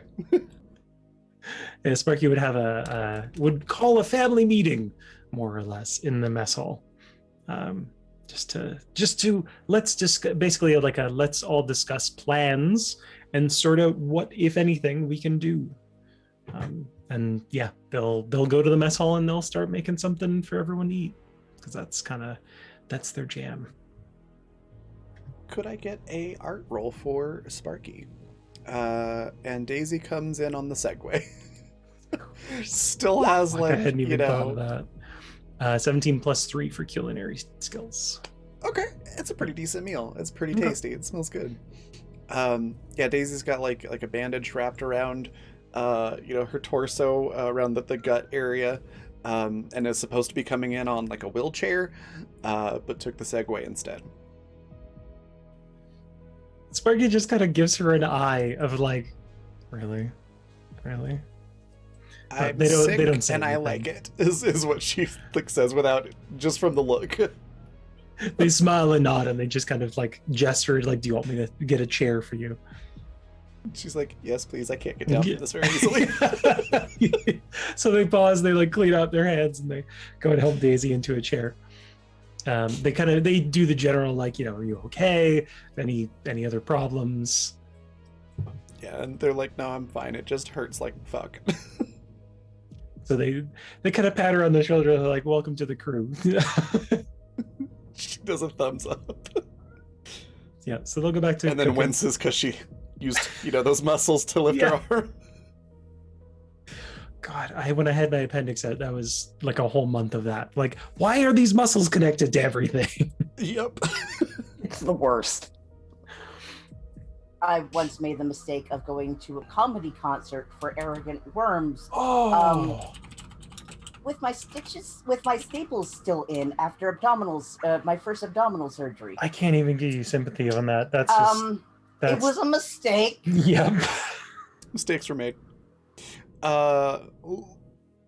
Liam comes in, seems to be a little put out, but isn't like taking it out on anyone, just seems to be in a bad mood.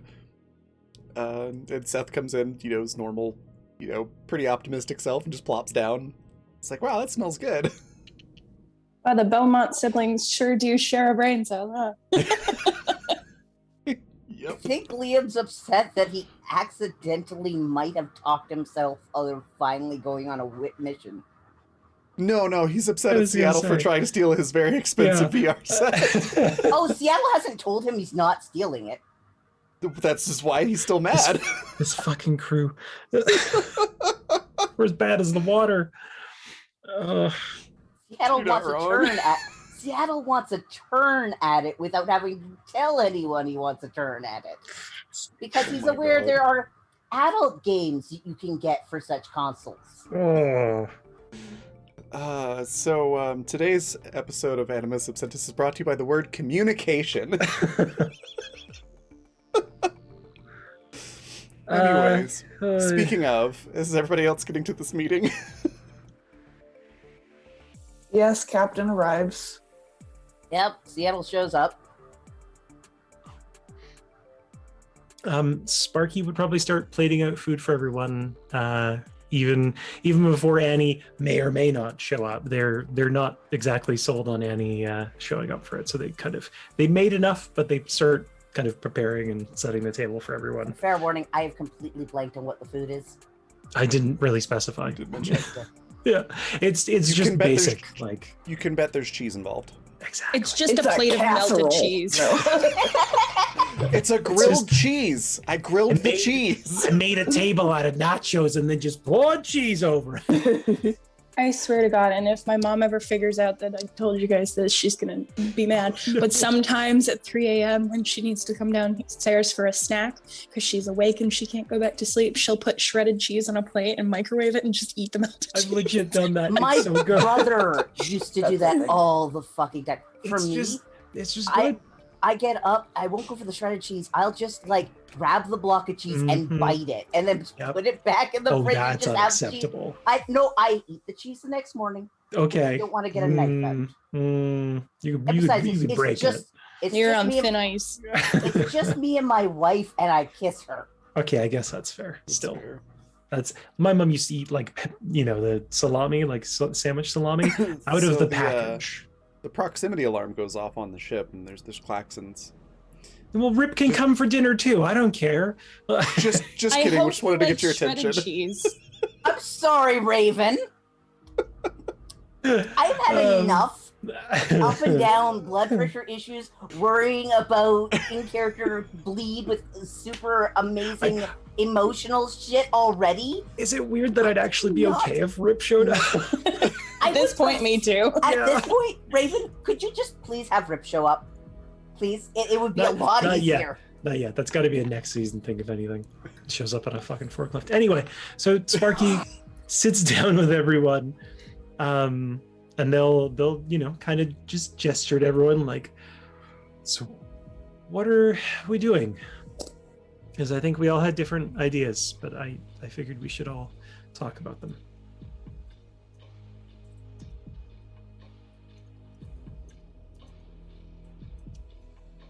Daisy just chimes up and is like, I got shot. Not a plan, but good to know you're up and out. Yeah. Yep. So not those plans. Don't recommend it.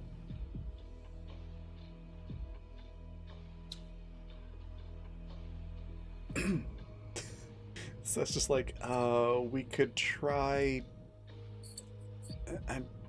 What if we like took the ship in and like crashed into the building and ran in and grabbed the stuff and then flew out?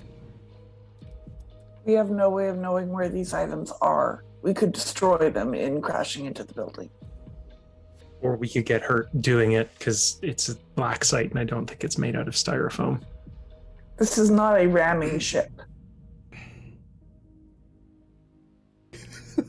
Seth just gives everybody a look like, I'll see you come up with plans.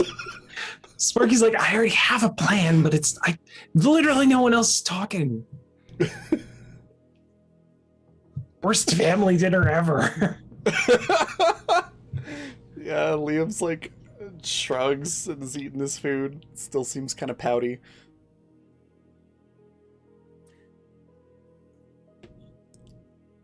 So Sparky kind of looks at their plate, looks up at the rest of the crew, and They're going to be, as they're saying this, they're going to be translating it to a text that's going to be sending to Annie on a live feed so that she at least is aware of what Sparky's saying, even if she's not replying or showing up. And they say, I had the doctor look at that device we found in my chest. And they think they might be able to activate it if we need to. And what is the device? We don't know exactly, but they said activating it might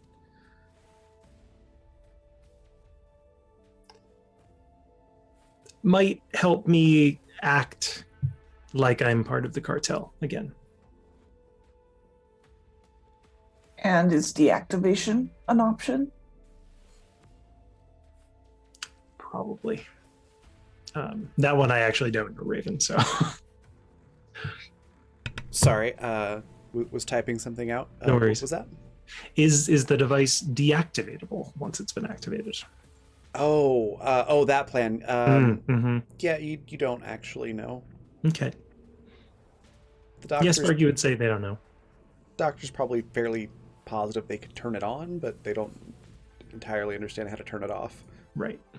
Aside from like destroying it. Yeah.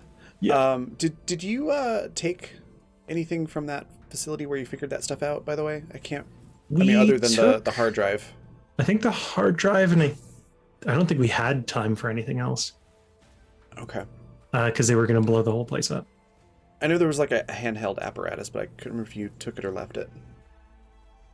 I don't think so. We probably should have in hindsight.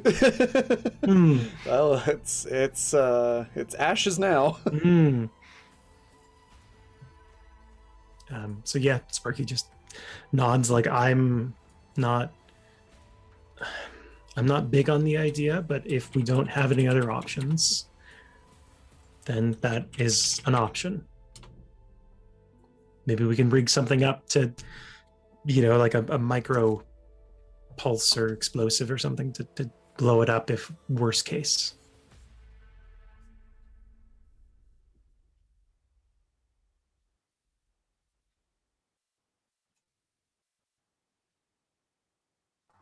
Seattle has stopped eating and is just like holding his fucking head right now. Like his elbows on the table and just like hands in front of his eyes too, just so he cannot see anybody signing right now, because might be having a bit of an existential crisis over this very idea. Sparky kind of gently kicks Seattle's leg under the table just to get his attention. And they sign, "It's not my first idea." Daisy, who is still on, it's just the explosive burst of better not be. Daisy, who's still on codeine and has very little filter, just sort of snorts and goes, "It's a fucking stupid plan," and giggles. He's like, "What were we talking about?" And Sparky looks around the rest of the table like, if anyone has any better options, I'm happy to hear them. Because apparently the person who's supposed to be leading this isn't, and she won't talk to me. So we need to sort something out. Yes, Seattle. I told Captain about my VR suite idea. Even without the VR suite idea, I would be able to pretend I'm in the cartel again. That would not be difficult for me. Raven, how stealthily can I sneak into this room? Well, give us a blend in roll and we'll find out. We'll see. All right. Why not?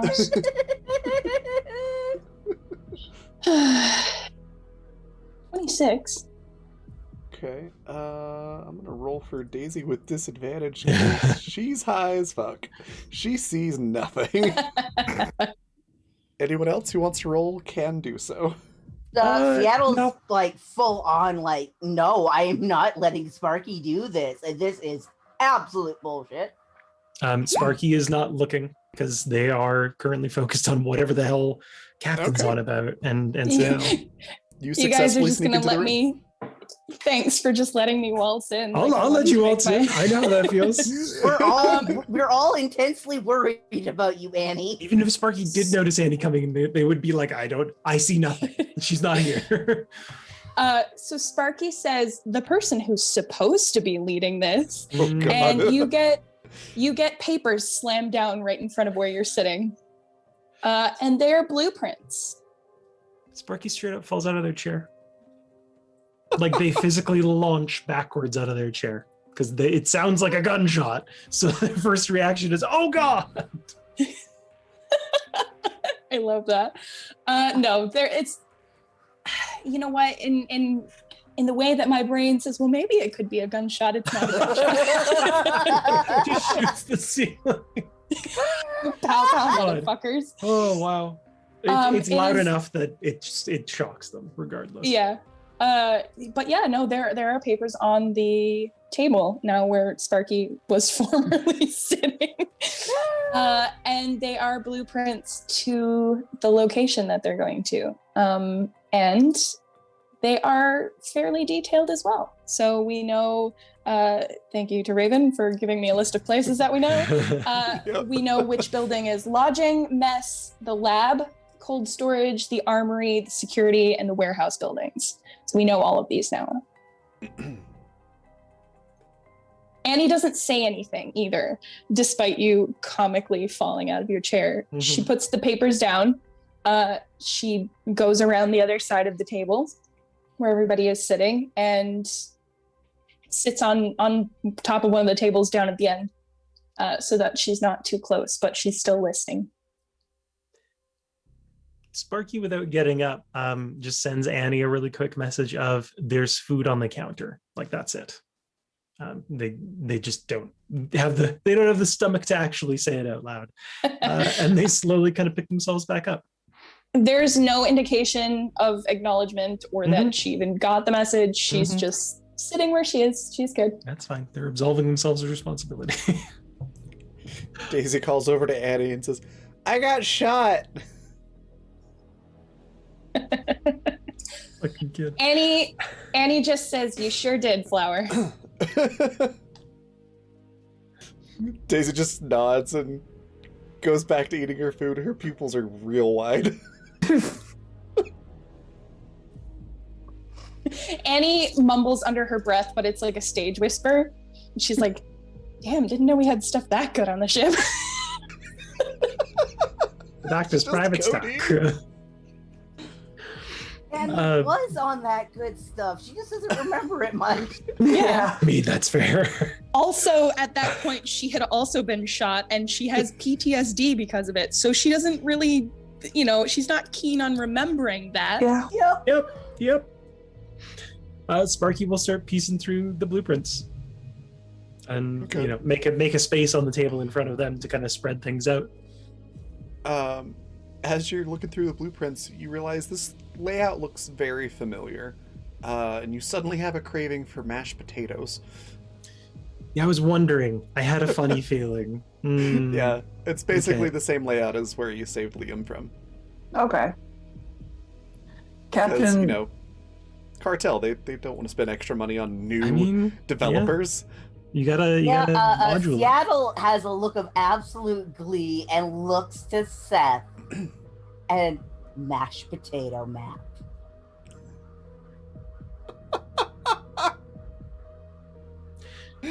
Seth goes to the pantry and pulls out all the powdered mashed potato flakes. Oh, for fuck's sake, we don't need this.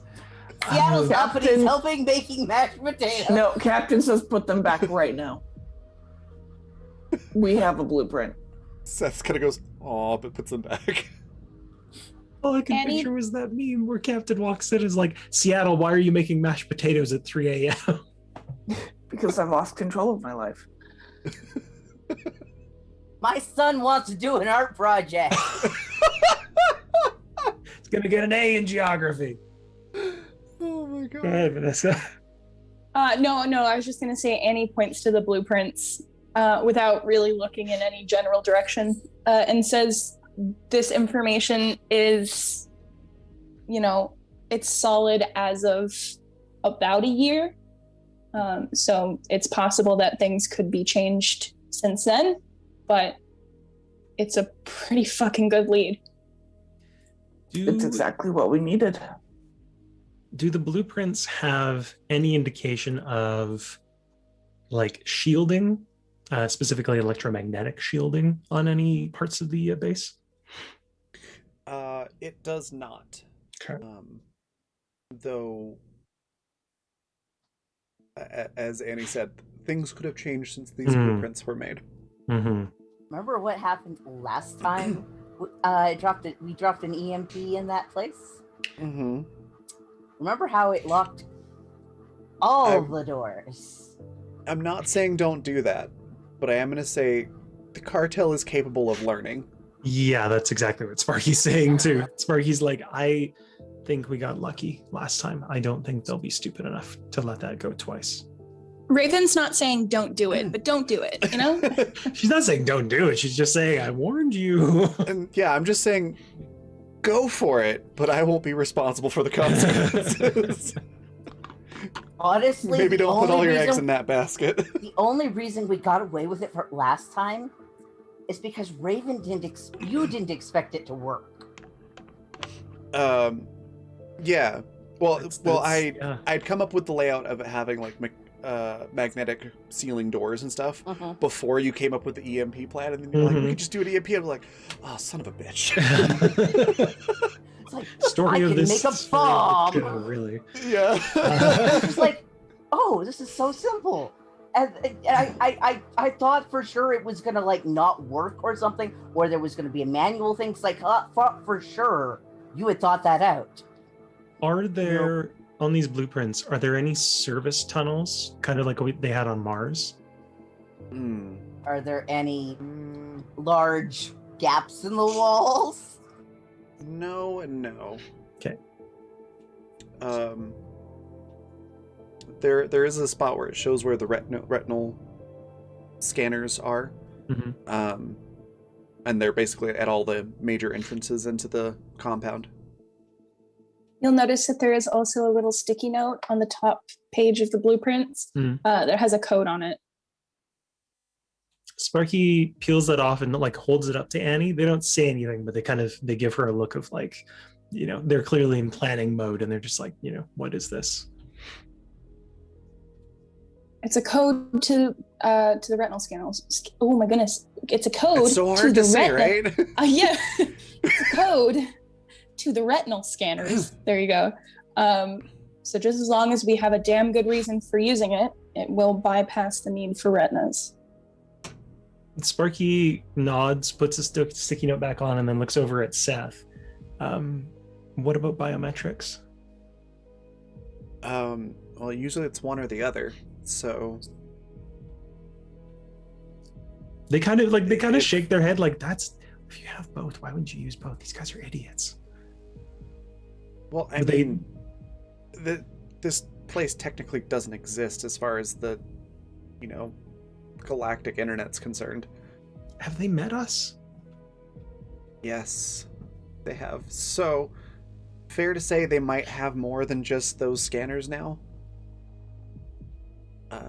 If we have the thumbprint of somebody that should, that would have authorization, we could just make little thumbprint thingies.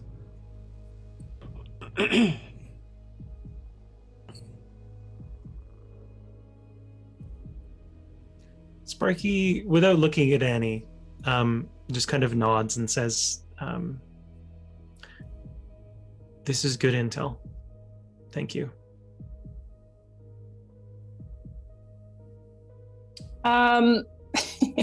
If you were to look at Annie, you would see that her expression reads something along the lines of, well, I don't want to get my own damn self killed, so I figured I might as well give you some good info.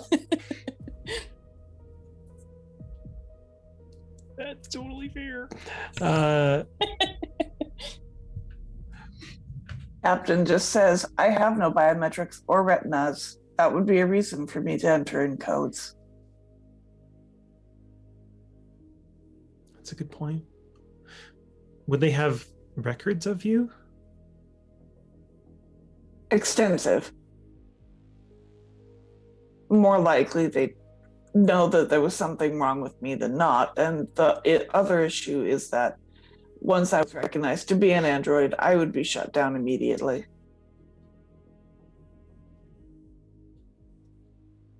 You okay with that, Cap? So long as somebody pulls me out. Daisy, kind of louder than she thinks she's talking, just sort of yells out, "Didn't we do a thing so that people can't mess with the captain like that anymore?" Their cartel has shut me down before. Unfortunately, they are able to do it again. Yeah, there might be some thing that they can do that we can't think of.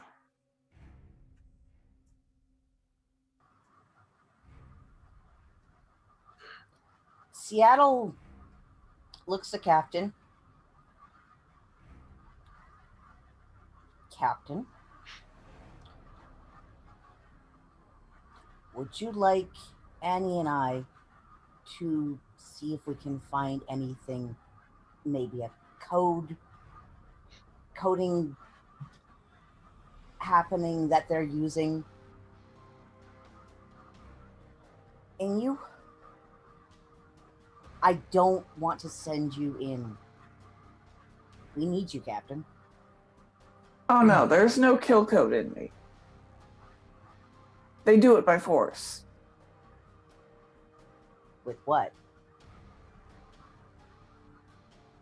Do you remember that thing I told you you were not allowed to make?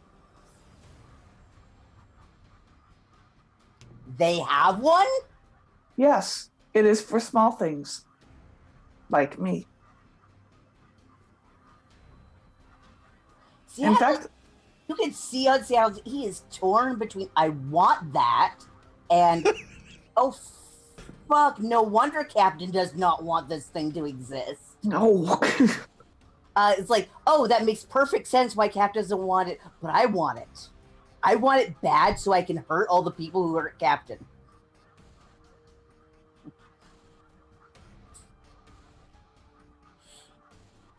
That's about the only way to override me at this point. Is either I shut myself down or I am forcibly shut down. Seattle's like, if you think you can hold this off a week and give Daisy and I enough time to go over for a few things, everything will have to be approved by you. I think we might be able to make it so they can't. It is possible, but I will not place any form of bet on it, as in the end I am still an electronic being. At the same time, it's better than nothing. And in that week, we can, rest of you who, well, aren't as good with machines, can figure out a plan. Because I'm not good at plans. And Daisy should not be planning anything right now.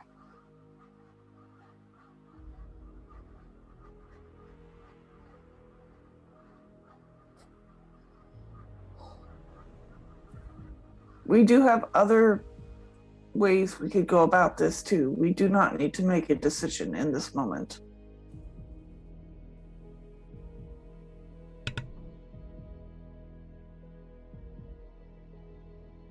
We have new information. We can take the time to study said new information.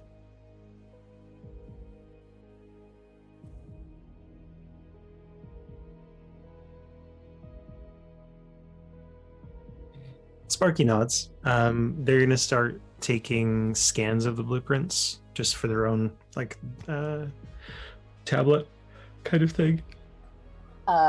Seattle is stopping by a small stash that is in the up in the walls to collect some rolled dried herb, and is taking Daisy to the mechanic bay so he can get as high as her before they start thinking up of ideas, because sometimes you need to get high. Fuck's sake.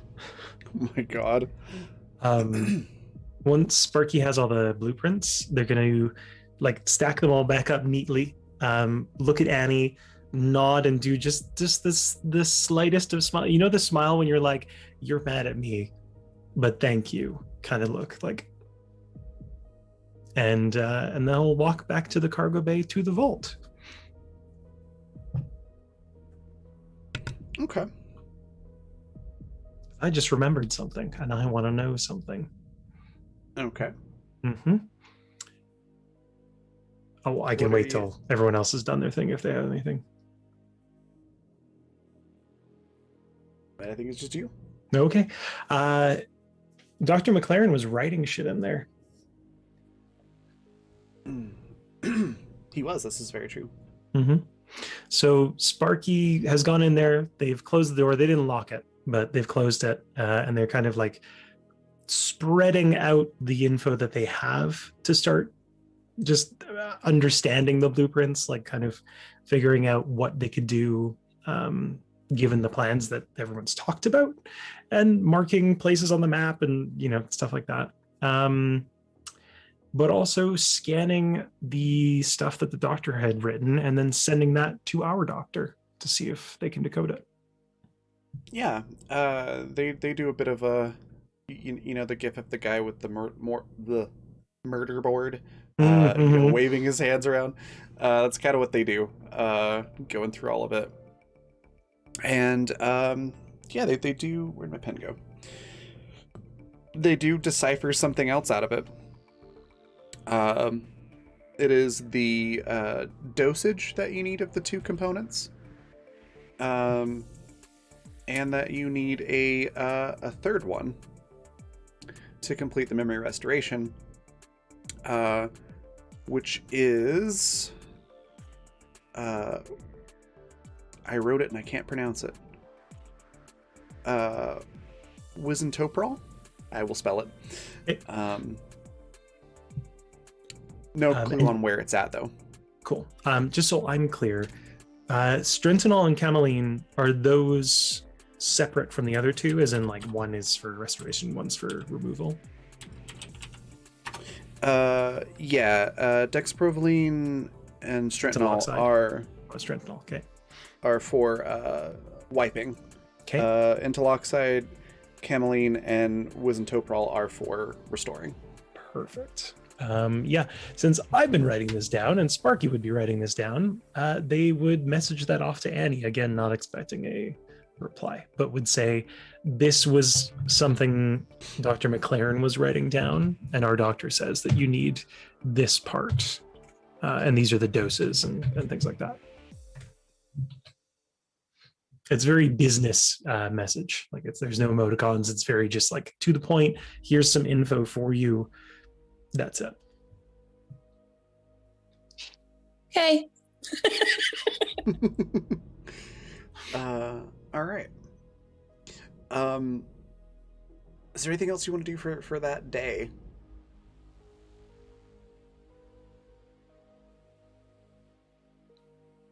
No, nothing that Sparky's thinking of. Okay. Where do you all want to go from here for this plan? Are you wanting to move ahead with the information that you have, or is there something else that you want to do to potentially make this easier later down the line, or what are y'all thinking? Dr. McLaren had there was like a pen or something in there and some paper. One of his fingers off so we could write with it. So out of character, I don't think we have enough to go fully in, but we have a very good base. I think we just need some more like planning and intel to really pull it off, because I think if we go in now, it's pretty half-baked. That's my... I started to realize that if we go in with actual worked in ahead of time, you usually make it out. I will say you're more prepared for this than you were for rescuing Liam That's Yeah. already. We didn't really have much of a plan for that one. Yep. We had an EMP bomb and some smoke grenades. Yep. And the So- will to kidnap a child. Yes, also that. Yeah, that I think carried us through the majority of it. I still Yeah. can't believe we pulled it off. That If was it wasn't for the the- EMP, we wouldn't have. I know, and I still Oh, you would have. You probably just would have had a lot more bullet wounds. That's what I mean. it was like that at that impossible moment of like, wait, Raven, why is this so easy? Mhm. Because you set off an EMP bomb. Because you managed to goof it. Yep. But yeah, that's my thinking. Is I think we You need figured out the exploit for the level. we need some more discussion on like what more than just like getting past the doors and what we need to get and like how we should do that kind of thing. So Okay. I wouldn't say to this session is a good play. It's a good time to start it because we're like near the end. But that's my thoughts. Okay. Well, Honestly, I don't think we're gonna get there this season. Hmm. We only got we one more get there. game. I don't know if we'll get out of there this I season. don't think we'll we get could out of there. I think we might be on a cliffhanger at the end of the season, but well, no, it's always we are going to end on a no. cliffhanger. You know what I mean, Raven? Raven over here with like 5 tubs of cliffhangers. Like, which one should I pull today?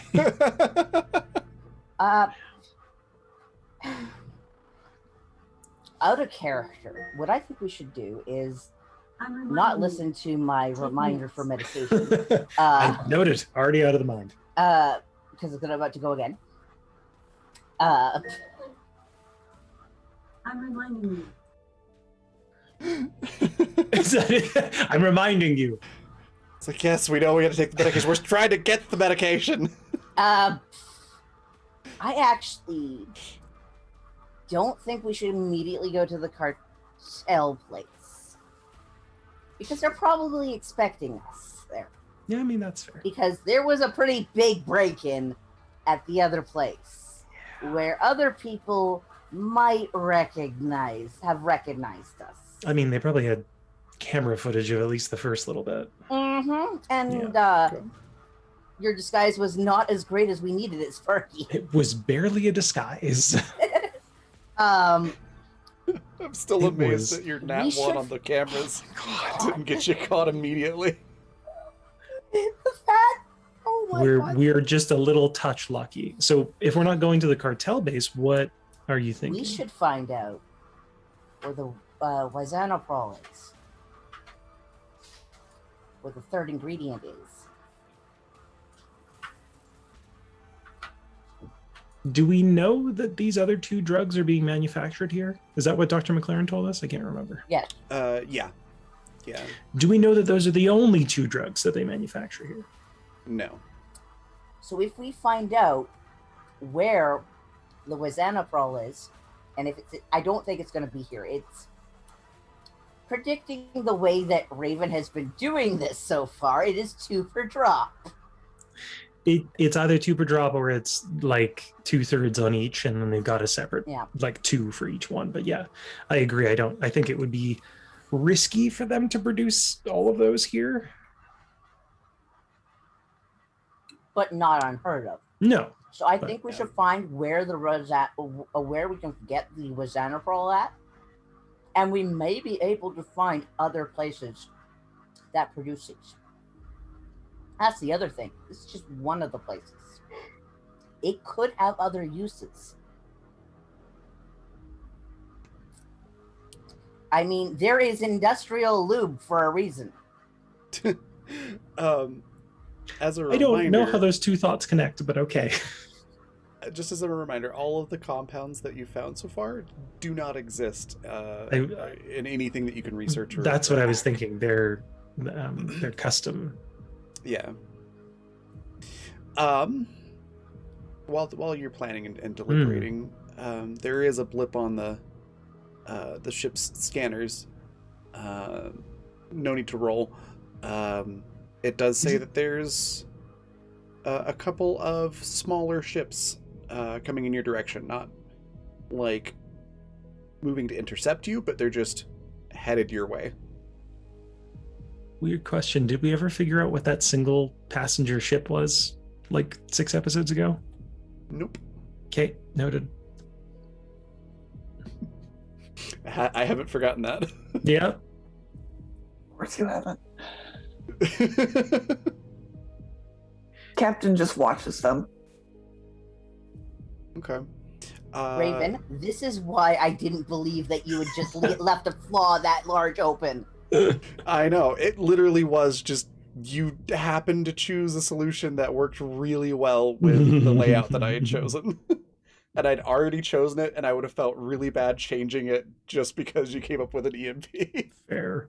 So it's like, no, they legit just figured this out. I'm gonna give it to them. Yeah, they continue to get closer, and as they do, you can get a little bit more information about them. Basically, a small fighter craft, very similar to the ship that, like you've seen Rip and a couple other cartel people flying around in. Looks like they're on a patrol. Okay. But they are coming your way. And if you can see them, there's a chance they can see you. Though your ship does have longer range scanners than a craft that size. Yeah. Can I move like kind of behind a planet? Yeah, absolutely. There's some, I'll say that one of the outlying planets has a lot of small moons that you could easily just park on. No atmosphere or anything like that, but I could chill there. Yeah. It's not a invincible cover or anything like that, but it definitely would be a lot harder for them to spot you. Okay, I'm gonna do that. Okay.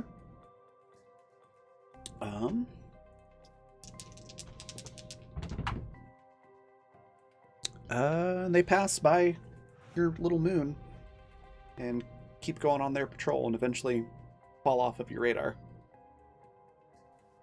They don't attempt to interact or anything? Nope, apparently they didn't see you. Cool. We gonna hang out here for a while. Okay. Alright. Well, what's the plan from here? If you're not going to the facility, where do you want to go next? And Vanessa, if you have any out of character stuff, like by all means. I'm trying to think it through. Okay. I don't know. It's a lot of potential straws. I was going to say, would you like help with some ideas? Yes, please. Okay. So as I mentioned in Zoom chat, you do have a lot of resources that you could contact to try to get help going here if you don't want to go in with the usual we've got half a plan and determination and we're going to do it. So if you're wanting to grab more resources, you do have Tolan, who knows a ton of mercenaries who would have no problem going after the cartel, and you do have a pretty sizable amount of money saved up. You also have contacts for Val and Lagu and Zevi, also mercenaries, one who is extremely talented at theft. Okay, but what if we hired Lagu? Would you make Riley come back? If Riley would like to come back, I would absolutely love that. But yeah, that is an option. Lagu also knows a lot of other mercenaries. There's also Vacation Grandpa, if you could find some reason for Viz, I think he's with Vizco, to get involved. That'd be hard. It'd be hard for us to figure out. That drug you're looking option, for. That drug you're looking for. It's here. Riskier option. The cartel and the GPF don't exactly get along.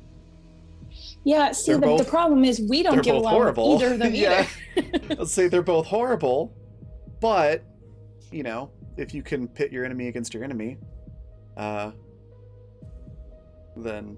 The problem is that then both of your enemies are in the same spot that you Well, the want to idea- get to. It's fair. That is fair. Yeah, but I see where you're going with it. It just Uh, it's kind of one of those like I'm gonna add gasoline to this other mixture and hope it doesn't combust in my face. Yeah. Like the thought I of want to start a sending, like- fire over here Yeah, and I hope it doesn't and like hope that I can get to the travel. thing here before it spreads. Yeah, I mean, we could always send Zevi to a different part of the facility and have her make a big ruckus somewhere else. I'm as weird as this sounds. I'm worried about her getting caught / killed, because she's a good resource, and also I'm scared about her saying who we are. Oh, I assure you that we pay her enough. Her lips are super glued, gorilla glued shut. It's the cartel. I think they could probably pay more.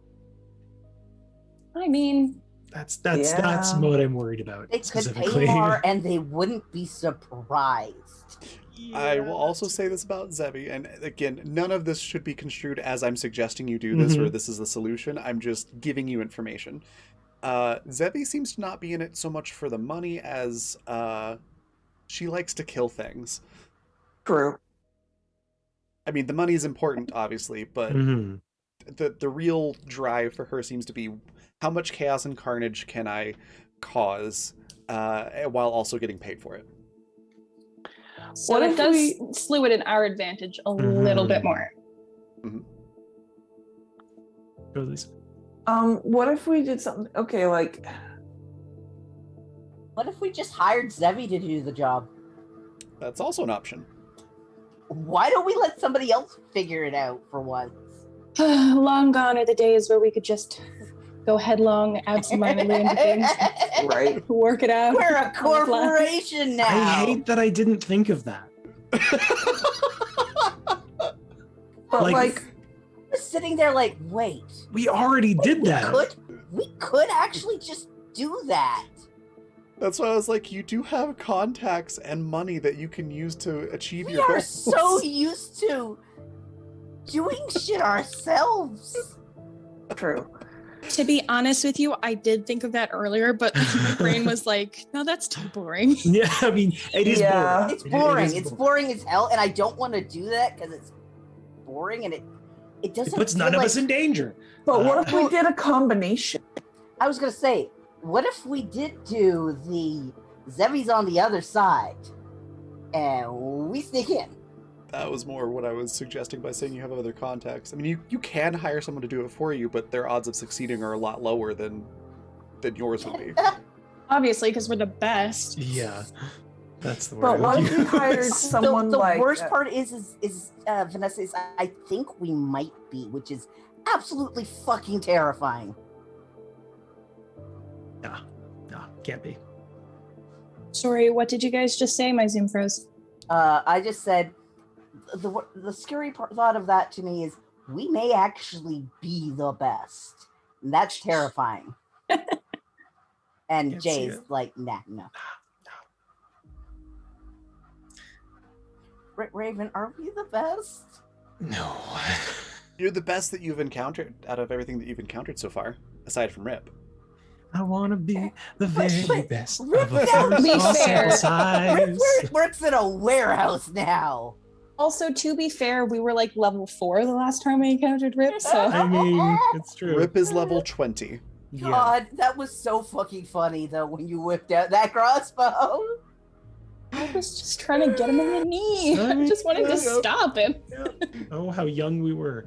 And me just being sitting there like, I'm so sorry. I hope Honestly this though, doesn't that kill you in one bonded shot. us. That bonded it us did. so fucking hard though. It did. Like It we did. trauma bonded like crazy after that. So what if Um, we hire Zevi and give her more people to work with? Because I get it, Zevi's a badass, but we're talking about a cartel base. Her little ragtag team isn't going to cut it. So we hire Zevi and Val. No, Val's a thief. Val's not But we could actually hire both of them. Zevi's the distraction. Val's the thief. We're the backup. We could also could just dig be it. the other distraction. We could also be the other distraction, but that involves people getting shot at. Yeah, we could die. Yeah. I'm not. I'm not keen on it. As much as I like Just- Val and Zevi as characters, I'm more concerned with us dying. Yeah. The thought I was going to have was, if we got close enough to the planet, while Zevi's being a distraction, we could basically take out their where they park their ships with the fucking railgun in on the Lagrange. That's literally what I was about to say. Is like, just a reminder, you do have a really big gun on your ship. That's the thought. We had that. That's Yeah, my I thought thought is, we could actually just do orbiting shots from Lagrange and it would fuck something up. The Lagrange is set up to be a tanky fighting ship, not And just a freighter. Seattle's been taking care of it. Raven, we don't do fighting. I know. I'm just saying that It's like, the ship has a lot more resources than what you currently use, and its own character sheet now. So when space combat happens, you actually have stuff to roll. Do we want to discuss more of this? Like, because I know we're kind of over, or not over time, but close to. Do Yeah, we? we're right at this is 10. this is to the party. Do we want to discuss this after the session, and just go a little deeper into it, or do we want to do that later in the week? Up to yourselves. Okay. But I do think it warrants a sit down and Yeah. I'm gonna need to sit down for this and Okay. talk Okay. about it, but not tonight. I have the AC going. Yeah. I am sweating between my toes, Oh, and I'm not particularly comfortable right now. And imagine why. No worries. Sounds good. All right, so we'll talk it over and plan through the week, and then for the finale, we'll go with whatever plan you have. If you don't have a plan by the finale, then it's gonna get It'll real save your interesting. It'll be our usual. Yeah. Yeah, I'll take like the I Animus said. special. it'll get real interesting. So then, while you're all planning on this moon and talking it over and everything, I'm gonna have the camera pan a bit. And it focuses on those two fighters that are flying around. And you hear a radio conversation, well, not your characters, but you as players in the audience, hear a radio conversation between the two of them. And one unfamiliar voice goes, you still there? You alright? And a very familiar voice on the other one goes, yeah, I just had this weird feeling like I was flying over my own grave. Sounds a lot like Rip. And that's where we'll end the session. Oh, I can't wait to shoot that motherfucker in the back of the head. Oh, I actually feel sorry for Rip now. We are the bad luck that. Oh my god! Oh my god! Rip's no longer our mortal enemy. Rip now has two grudges on him. Rip's an obstacle. Rip's now our obstacle, and we're the mortal enemies. Unless, my god! Unless Rip is also a clone. I mean, then we just get to kill him a bunch of times. I don't see the problem. But no, that is the problem. The only one we have a problem with is the Rip that did shit to Sparky and shot Annie. We don't have a problem with the other Rips. That would be like blaming Sparky for Blister.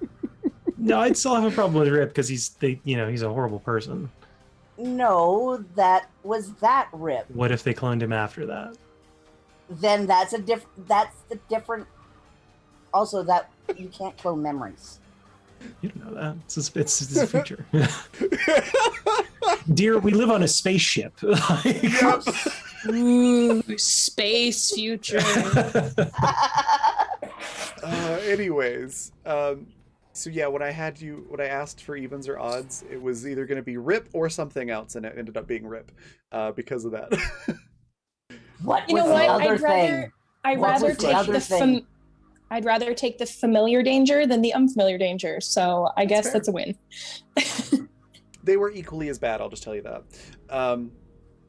And that's why I was like, which one do I go with? Somebody tell me what even or odd, and we'll let the dice decide. But yeah, Rip's here. And we're going to find out how that plays out next week. In the meantime, we'll let everybody say what their favorite part was, where we can find them next, anything they'd like to share or plug. And then while we're doing that, if you have any ideas for the raid cry, there were several good options throughout the episode. Let me know in chat and we'll get that, and then we're going to go on raid after that. So in reverse order from how we started, Goody, what was your favorite part? Where can folks find you? Anything you want to share or plug? Oh, favorite part.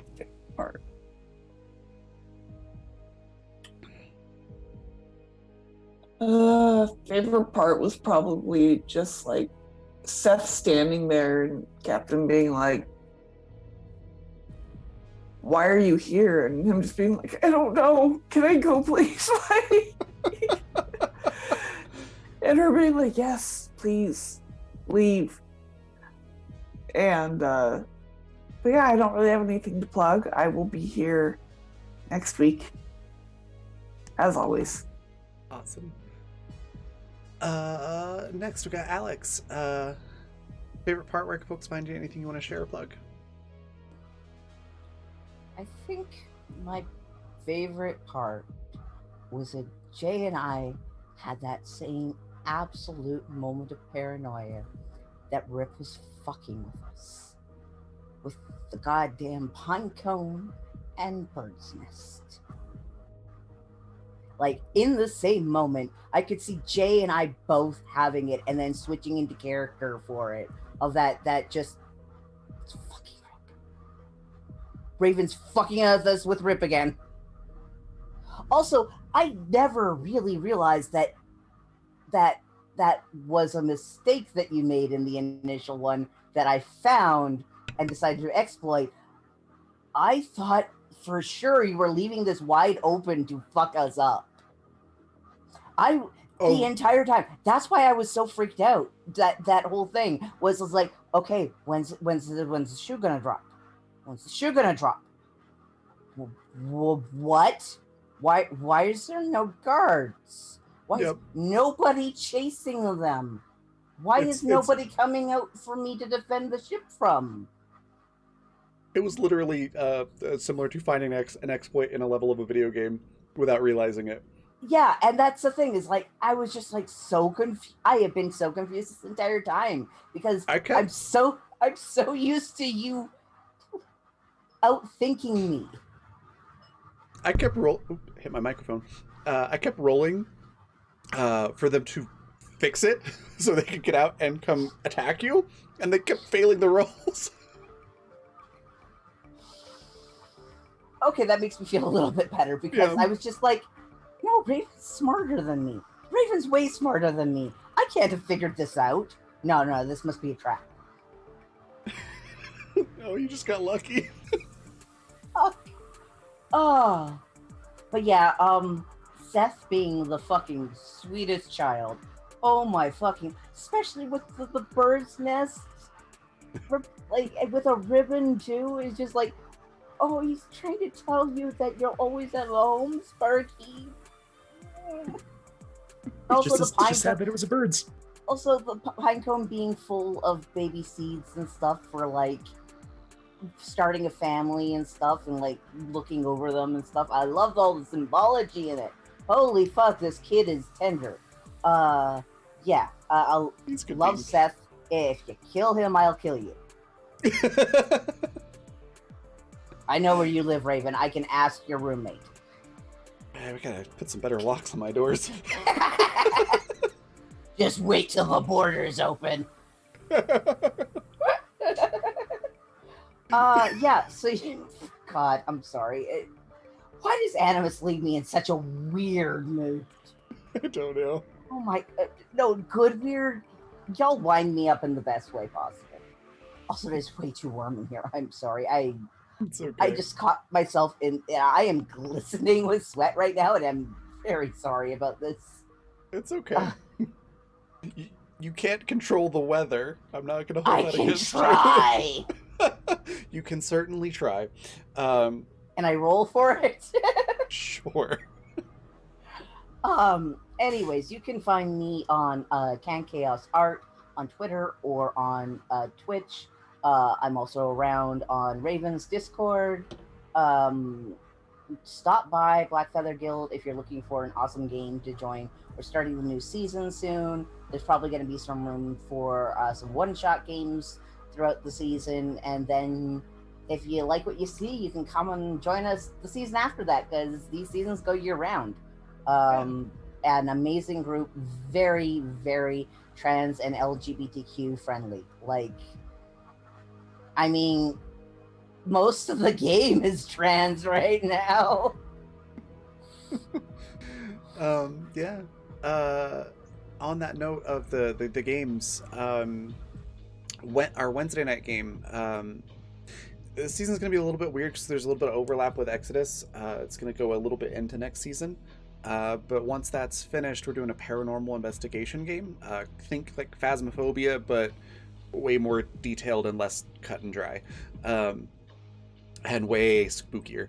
But there's gonna be a ton of guest spots for that. Basically, we're going to have like a couple of like regular ghost hunters, and then the idea is to have other people come in as like help with that team. So lots of guest spots there.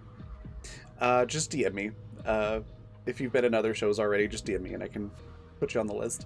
And then I also have a sign up. I'll have to retweet it.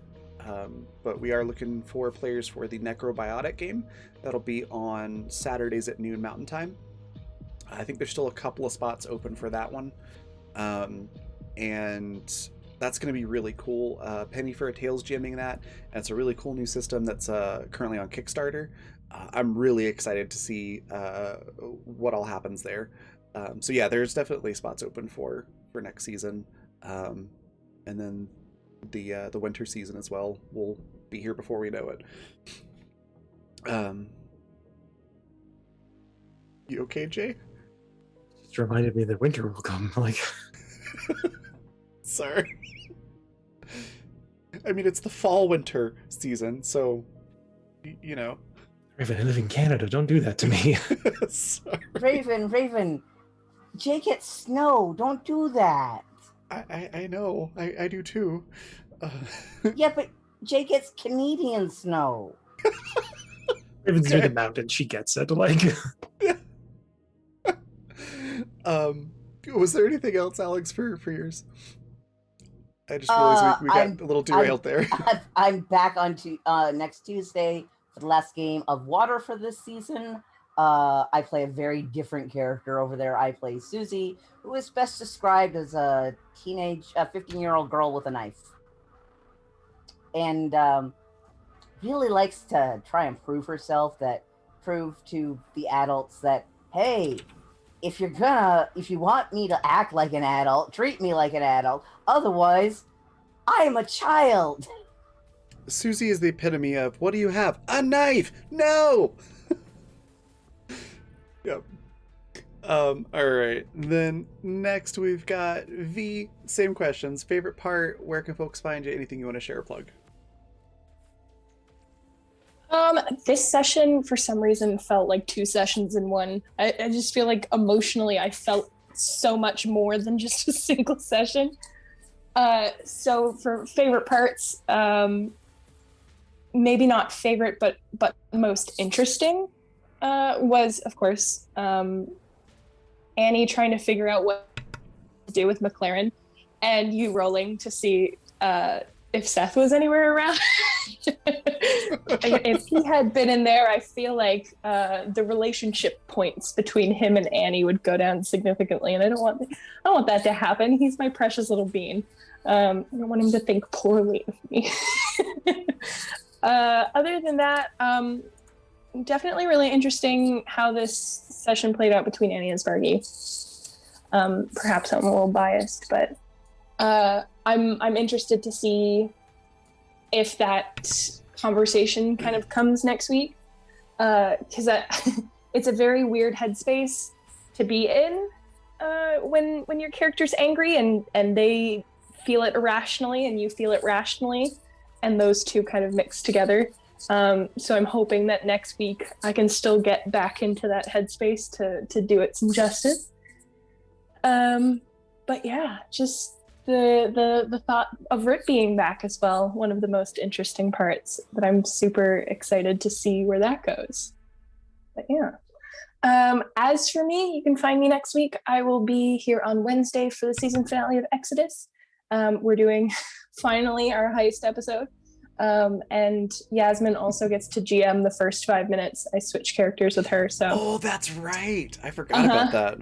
it's going to be super interesting.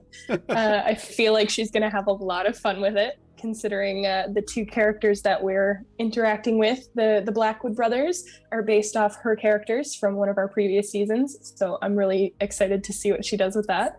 And then you can find my stuff online as well. I'm kind of more so a digital artist right now than a traditional one, but you can find my stuff on my art Twitter, which is @PepperoDraws. That's Peppero like the candy.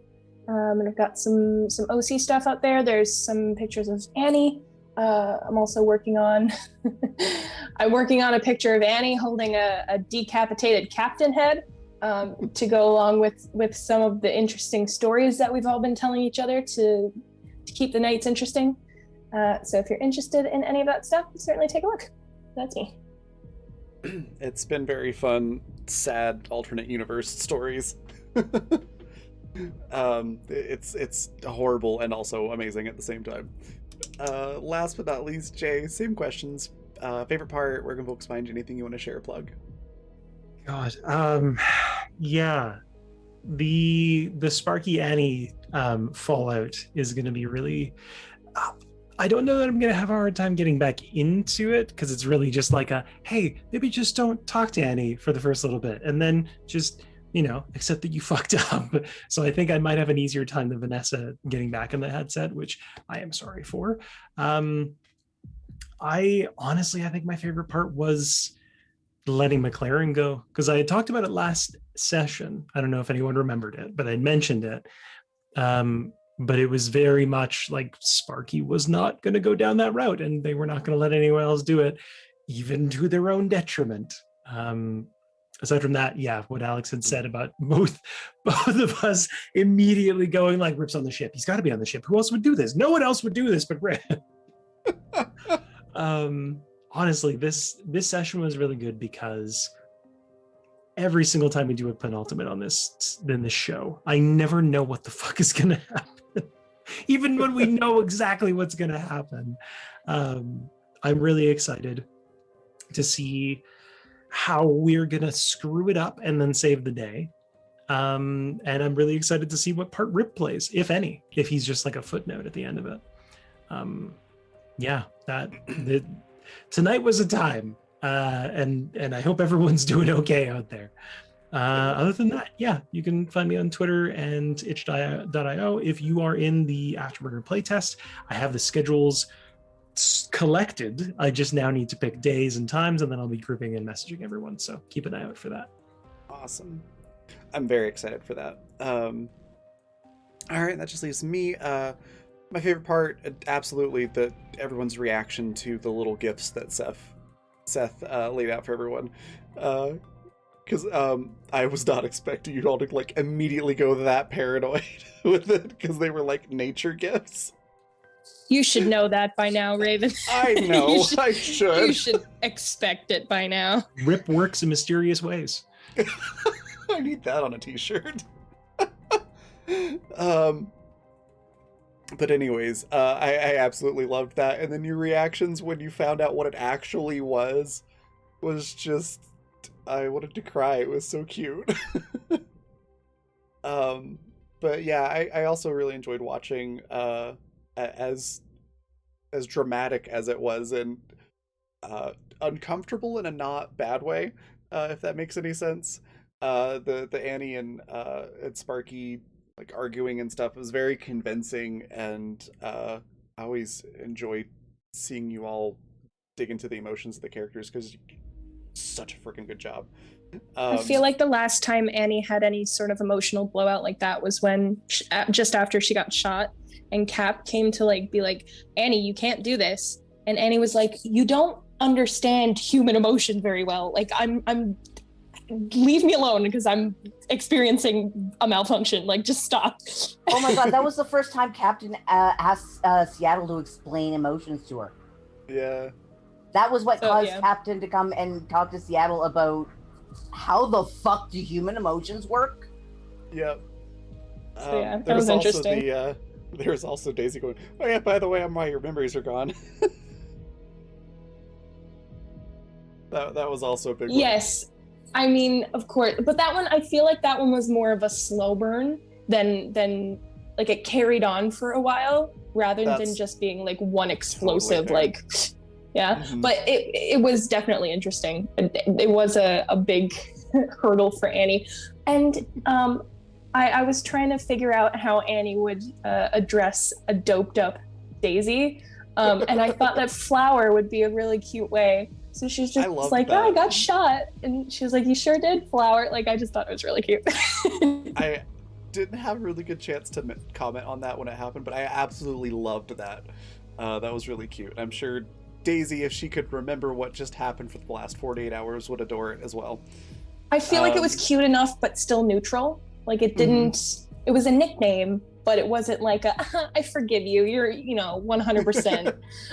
It was just a nice little like, okay. Yep. Also, I just had the thought in my head when all the stuff was going between Sparky and Annie.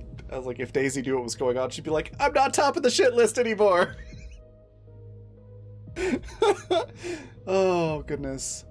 There's so much commentary that goes through my head during these games that I can't share in the middle of the game, and it's just an amusing place to be.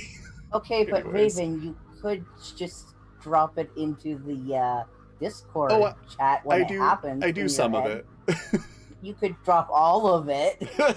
Okay, fair. Anyways, where you can find me next. Today is Saturday, so I've got we take Sunday and Mondays off on the channel. So Tuesday will be the next game. That'll be the finale for Water for season 2. And then yeah, it's definitely looking like we're not getting off the planet and finishing that up this season. So there will be a season 3 probably in the fall winter, assuming everyone's available again for that. But it's gonna be a fun finale. There's definitely gonna be some big reveal, I think, as long as you all can get into the water. It's gonna be fun. But that's where you can find me next. Other stuff to share or plug is sponsors, which is Fundamental RPG. It's like this. It's the system that this game runs on, as well as Water, actually. We also have 4 games next season running on Fundamental. A high fantasy game, the paranormal investigation game, a surreal horror game, and more of Animus. So it's a really cool D20 system. There's no classes. You get to customize your character however you want.